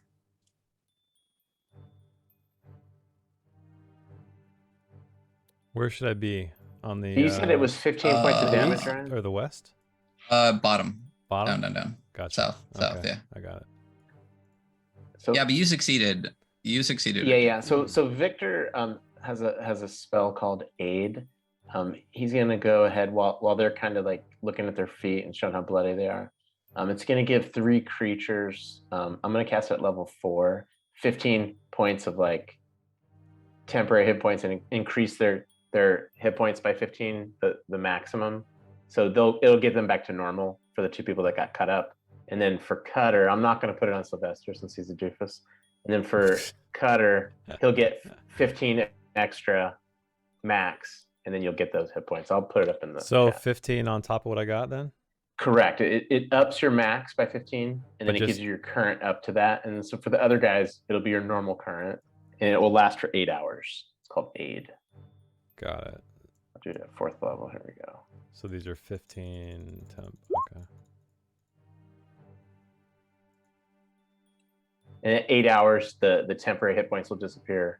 Got it. And, yeah. As you enter through these large double doors, we'll just pretend that there weren't these doors here. You see 3 female figures standing in front of 3 sets of doors. Why don't Dariana, why don't you roll me a perception or history check? Okay. How about perception? Ooh. Nice one. You guys got the rolls I should have got, damn it. Shouldn't it be an 18 plus 2? Oh yeah. That's kind of weird. That's Whatever. weird. Oh yeah, it says 17. Oh. But then it reads 18 on the board. That's Oh, weird. interesting. Yeah.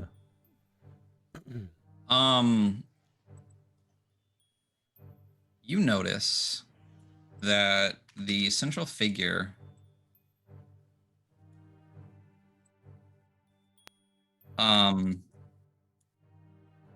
although dressed quite differently, is somebody you recognize.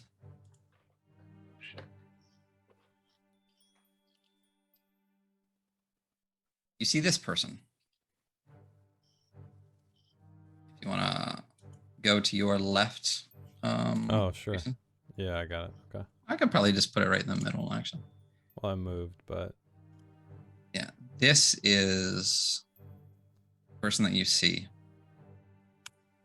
Everyone else kind of, recognizes them a little bit, but you're the only one that kind of remembers where you see them from. We're both moving. I know. I'll stop. Yeah. Vampire female, yeah. Vampire female, yeah. You recall a vampire female at a bar at an outpost. Oh. Shit. You remember what you remember? Was it where we stole the ship, or was it at the sandy place? Is where we stole the ship. It was at Coliseum, the right? Gladiator Pit of place. All, Yeah. Pit of All Flesh Oh. outpost. Wow. Definitely did not remember that. was the bar where we drank. Yeah. Ah, Oh, okay. yes. Just south I of the bought temple. her a drink. Yeah. Yeah, you Yeah. did. Kind of subtly hit on her. You were pretty Yeah. smooth. Do you remember what else was mentioned in that conversation? Nope. Yeah. I'm drunk. Well, Sylvester's drunk. Slightly behind Sylvester. All right. So you recall seeing this person, and they mentioned someone from your past. Oh yeah. I do remember. It's the Countess someone, right? The Countess someone, your arch enemy, whose name you don't remember. Yes. I don't have my binder Countess in front of someone. me. It was so long ago that it's like another notebook prior, like at least 15 sessions, maybe. All right. Shit. And I this want those notes, Countess by the way. someone, what did she do to you? Well, she is in cahoots with Timbor, and together they stole my prized book. Oh. Been running through my family forever. Still gotta kill Timbor. Yeah, we gotta find that bastard. Yeah. You guys seem to have a lot of loose ends you haven't cleaned up. Yeah. Oh shit! God, loose ends. We're like That's the unofficial poorly name of our sprayed party sweater is of loose loose ends. yeah. Yeah. That should be our. It's our almost- team name. Is Chuckle loose ends. fuckery. That's all. It's almost like I'm giving you guys loose ends to wrap up, but you don't remember them. There's so many new ones. Look, Yeah. I remembered There's too many. things about this. I remembered that I want my book back, and a Countess has it. This is when you know a campaign went too long. No, I've got a kill list, and there's prioritized. She's on the kill. Well, no, she's not. Timbor. Timbor. Yeah. So I have a prioritized, like So- top-notch kill list. Then I got subtle guys like the When- Mayor D. So And there's not like a and list Punch. of. He's on the kill list, but he's not top-notch guy. He's like, if I get around to it and can work it in break time, then cool. But It's like a nice to have. There's, yeah, there's A not nice many murder, women who yeah. have resisted. I've got Sylvester. tiers. I've got Yeah. tiers of Or kill men. lists. Timbor's up there. Got binders full of murders. Yeah. You know, it's an evil campaign. Oh my gosh. So you're gonna hate this, but I just say Marina Wu. Oh, We're gonna die man. tonight, Corin. We're gonna die. Dang. Oh my god. And really, Ooh. really, that's a callback from that one for so many Mm. reasons. So as you all walk in, you pass out this healing, you kind of get yourself situated. There's these bloody footprints you're leaving behind, and you see bloody footprints kind of all in front of you across the ground. And then you recognize this woman in front of you, this vampire in front of you. There's two other ones, all three standing in front of these doors. But the one in front of you just looks at you and says, "Oh, interesting. We noted your arrival in the city, but had yet to summon you, and yet here you are." It's a coincidence. And she's talking specifically to you, Dariana. In these areas over here, there are actually these kind of like red leatherish couches. And she says, kind of looking at all the rest of you, why don't you all have a seat while we speak with Dariana ourselves?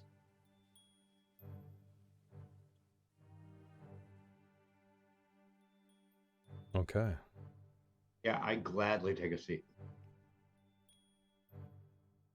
It's right where the couches are right where we are. Yeah, they're basically Yeah. like boom, boom, boom, boom. Yeah. Guys Corin just hanging definitely out. takes Sylvester with him to that couch. Just keep an eye on him. He's like I that dude. went purposely to sit. Like you go to the other way, and sitting. he, And I kind of Let's go sit know over here. too that I've been a little off, so I'm like, it's kind of like I'm approaching the end of the couple hour thing, so I'm like, realizing my situation, so I'm purposely trying to get a grip on myself. So I'm going to sit, kind of like maybe a little water splash on my face, kind of thing. Yeah. And actually, as you sit down, these two, because at this point you're kind of separated. They kind of guided you to separate couches. You can't really see each other unless you really like peek out. They will come up to each of you and offer you sustenance, refreshment, whatever they can from the Church of Morena. Yeah. And then as they do, whatever you would like, that can be off screen. This woman in the front says, right this way, Diana.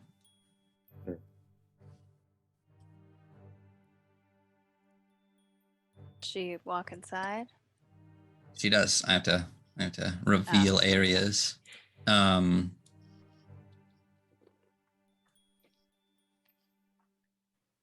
somebody remind me of the Countess's name? Oh, it's Dollingen. Dollingen. Again, your arch enemy who stole the book.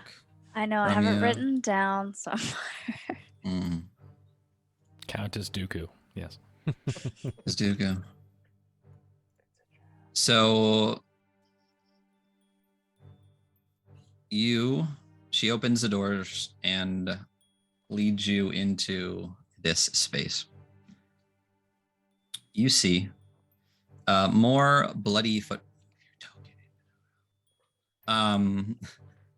You see bloody footprints leading into this large open temple area.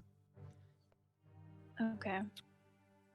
You see these large open kind of flames flickering in the room, kind of lighting it up. You see these columns leading down the hallway. And in the middle here, you see two giant vats, what appears to be blood, just in the floor, in the middle of the room.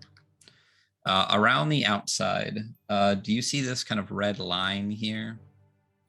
Yeah. That's actually a balcony up at the top. So these stairs here on the corner lead up to this balcony. So there's space underneath you, but above you, you see this railed, I'm gonna say balcony for the 10th time, this railed balcony above you on the second floor. Hey, Phoenix, how's it going? Oh, still didn't fix that.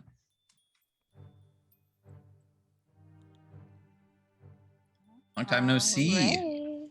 How have you been? Thank you for the raid. Hello, friends. We are in the midst of the home stretch of our evil campaign, The Dark Kingdoms.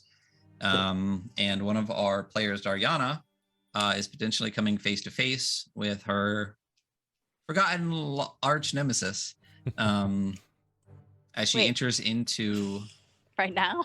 the Temple of Agonizing Bliss. As you look around, again, you see it's clearly a temple. There are pews, but there's these two giant blood vats on the ground.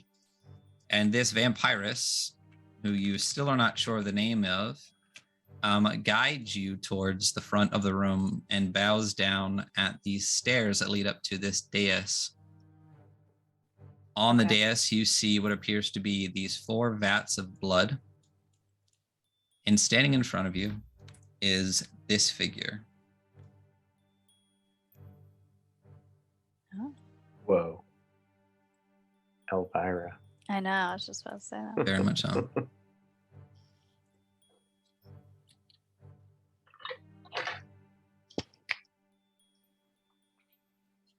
Do I recognize her? I don't know if you've ever actually... No, you do. You recognize her as a figure from a vision you had. You actually recognize this whole temple from a vision you had. Oh, shit. The balcony, that's the woman standing in front of you, the waiting area outside. All of it seems quite familiar to you now that you're standing in this temple. You see this woman. She's actually sitting on a throne with a large Hey. Some senior dataless person dropping gift subs in chat. Dang. And across her lap is a large book. Oh, shit.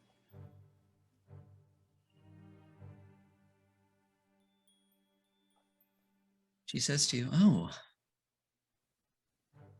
Diana, we're face to face at last. How have you been?" I've been better. "I've been quite well, actually." And she drums her fingers across this book. "Guess it makes no sense to maintain my visage as the mother of this temple, since you know me, since I know you. What brings you here to Vandercool, I must ask?" Still drumming her fingers along this large book on her lap.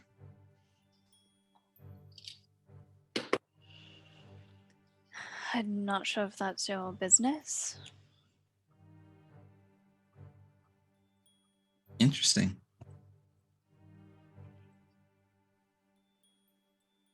What can I do for you? Because you've already done more than enough for me. As she drums her fingers across the books again. Did I know that she was like into Marina?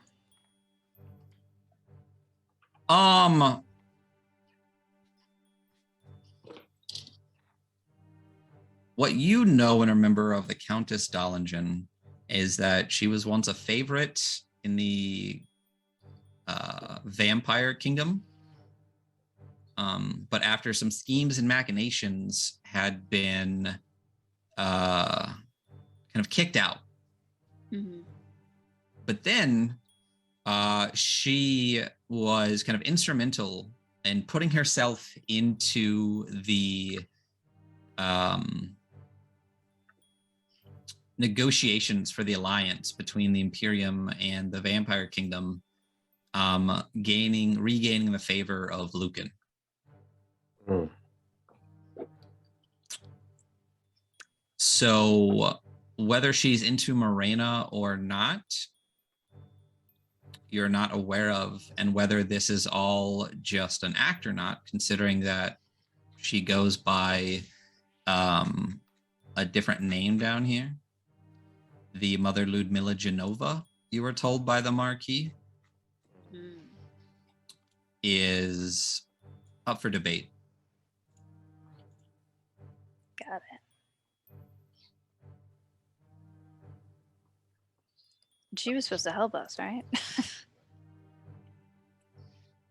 I think the last, yeah. So from what the Marquis knew, and what he said to you was that there is this priestess of Morena who is a vampire at this temple, and since you are all working for Lucan, she may be of some assistance to you, is what the Marquis knew and what he told you.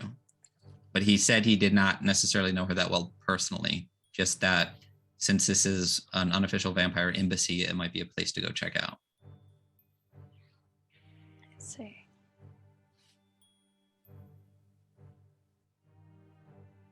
Are there any other interesting items that maybe I could take from you? Mm.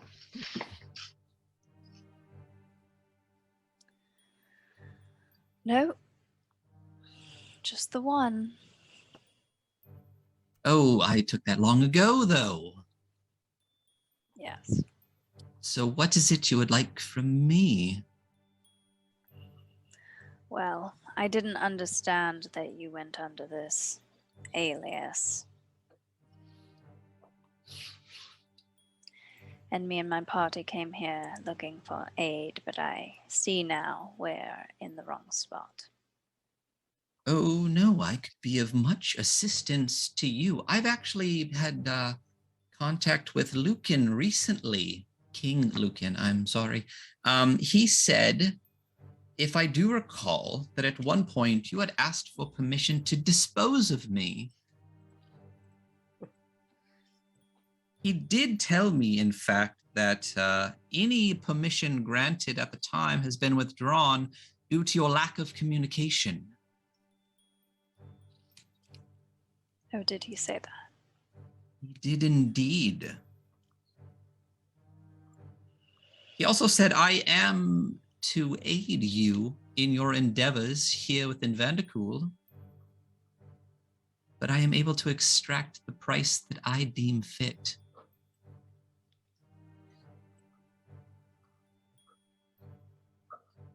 And what is that? I have yet to decide. It seems as though you have a lot for me already. Yes, why don't you do me a favor, dear? You do have a very interesting companion with you. I believe you've named it even. Why don't you bring him out?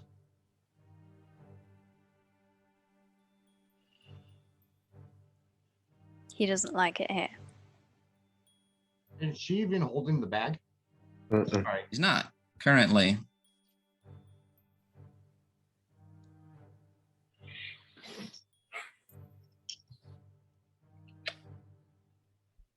Wasn't much of a request, dear.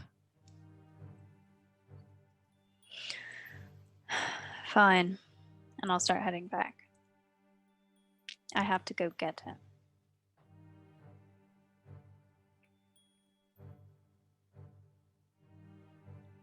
As you get to the door here, the four of you out there offered your refreshments and all of those things. I assumed you chose to imbibe in them. They were anything you could have asked for, whether it be flesh or blood or food, which Victor, outside of dead things, might not have had in a while. I assume you all, especially the drunk ones, chose to ingest those things.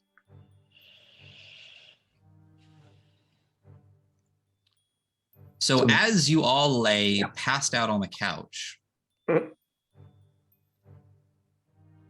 Sure. Dariana, you walk out and see this. They're slumped over each other. Sylvester kind of drooling across Cam's armored shoulder. Victor, one arm kind of hugging Cutter. Cutter looking more innocent than he ever has. Passed out on these couches with these two priestesses standing over them. What are you doing? Who has the bag?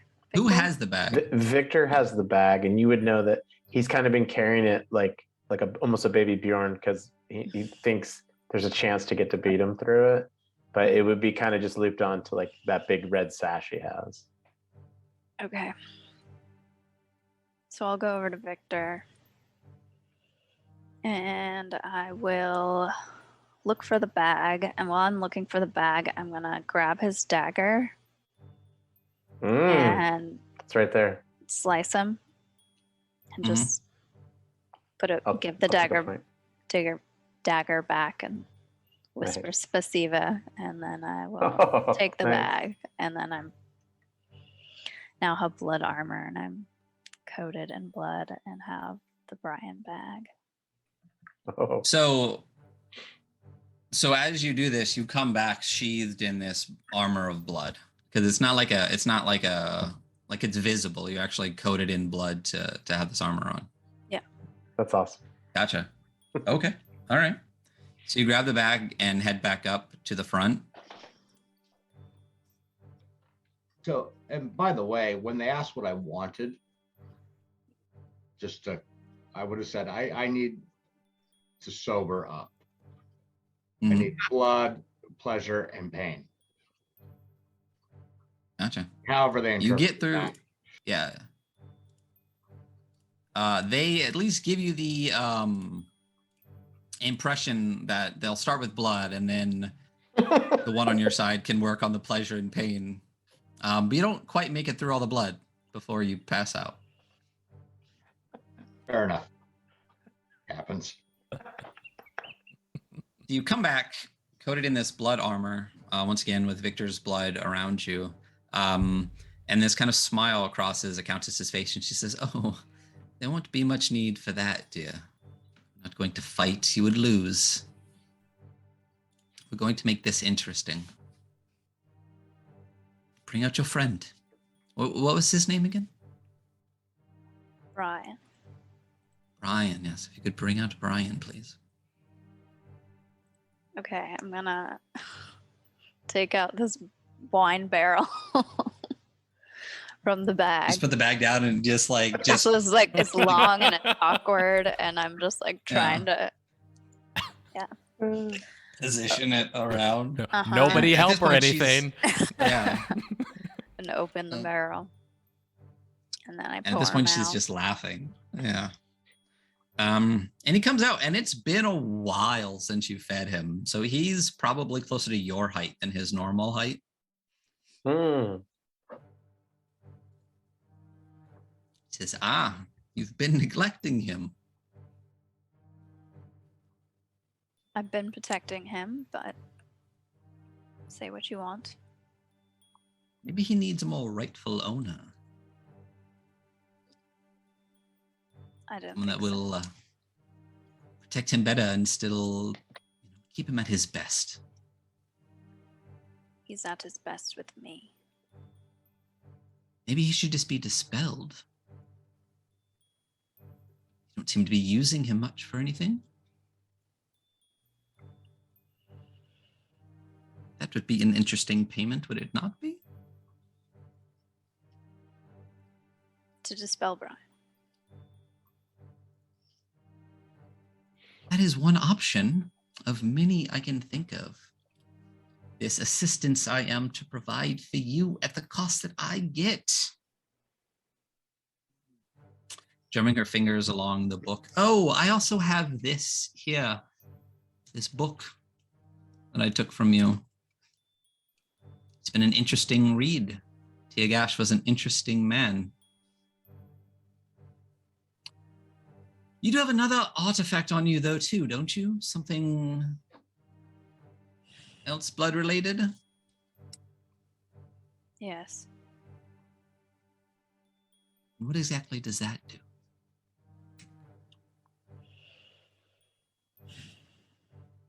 It's one of Tegash's jewels.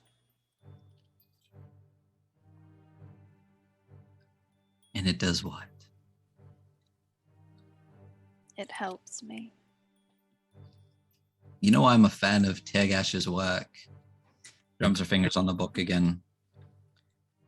So these are the options in front of us.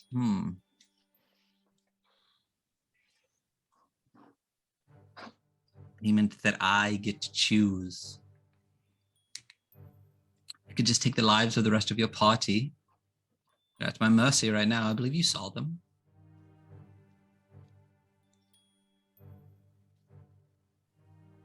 What would you do in my position? Stop being such a cunt.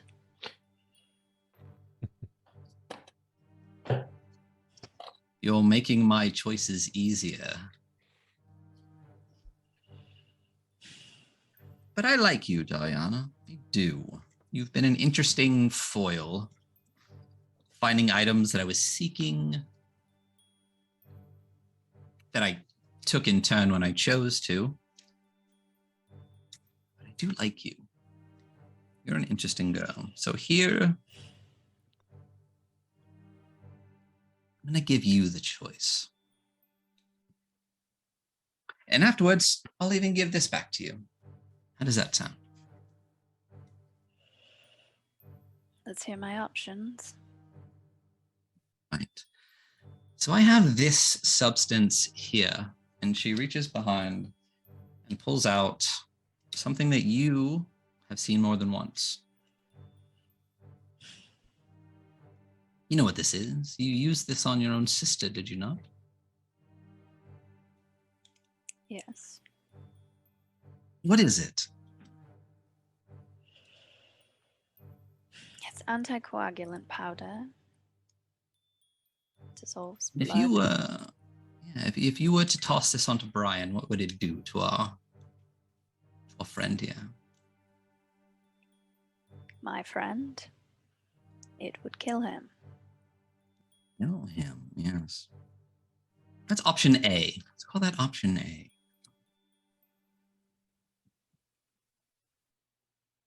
Option B. Keep Brian. I'll give you your little book back. Honestly, I've gotten the use I can from it. Leave that little gem in your chest alone. And in exchange, you become like me. It's a gift, really. In what way? But, well, you will have forever to spend with Brian and seeking your items and power, whatever choices that you would like to make. I see. But your first decade will be in servitude to me. Doing what I want, when I want, how I want.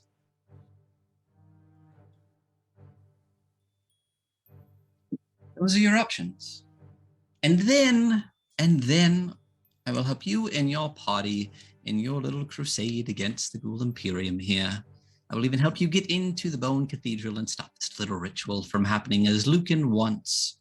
That will disrupt his little kingdom. You'll go back to him a hero. Well, they will. You'll stay here.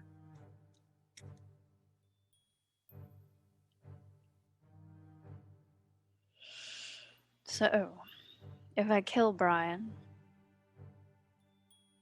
I leave with my book. You do. And you help me in my party. Will. Or, as I said, you become a vampiress. You spend a mere 10 years working for me, and then you're on your own with the book, with Brian, however you'd like.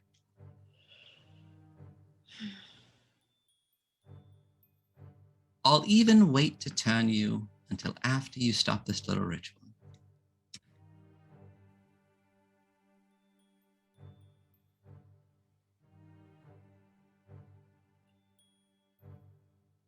I'm going to look at Brian.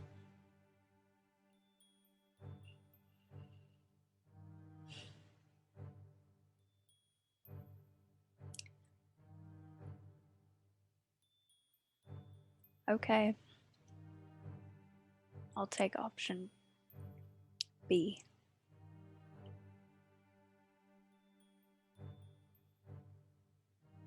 I hoped you would pick, dear.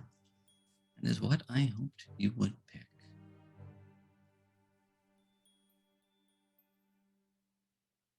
And that's where we're going to end our episode for tonight. Yes. That's Fucked great. up. Thank you. Damn. Thank you all for being here. Thank you so much for the raid, Phoenix. I'm sorry I was Evil. really into it there at the end. Really appreciate you coming by. If you guys all... Oh, wait, did we get raided again? Oh, no, sorry. No, just We're at 36. Gotcha. Yeah. So, yeah, she's wonderful. And yeah, so we will be back next week as we continue on to the home stretch of the end of our 2+ year campaign here, as we do begin to start to wrap up some loose ends, apparently. Join us tomorrow. What are we doing tomorrow, Jason? playing Merkborg. We are doing continuing Putrescence Regnant, so come hang out for that. We had our first party death last week, but then she was reborn, or was she? So we're gonna continue that, traversing the quiet tower deep in the swamp. So it should be a good time. And then Saturday again, we have the Weekly Scroll podcast where we review tabletop role-playing games, go over crowdfunding projects. We're going to hit our last week of Zemo projects, and then we're going to be reading through and reviewing Nova from Spencer Campbell. So that'll be a good time, and you can catch us next week for the continuance of the final stretch here of the Dark Kingdoms, our evil campaign set in Midgard. So thank you all so much for being here. Why don't we find a raid real quick? And we will head out. Let's just I'll find it. We're gonna cut to credits. That just thanks everybody that contributed, and I will raid from there. So again, thank you so much, and catch us tomorrow, Saturday, and next week.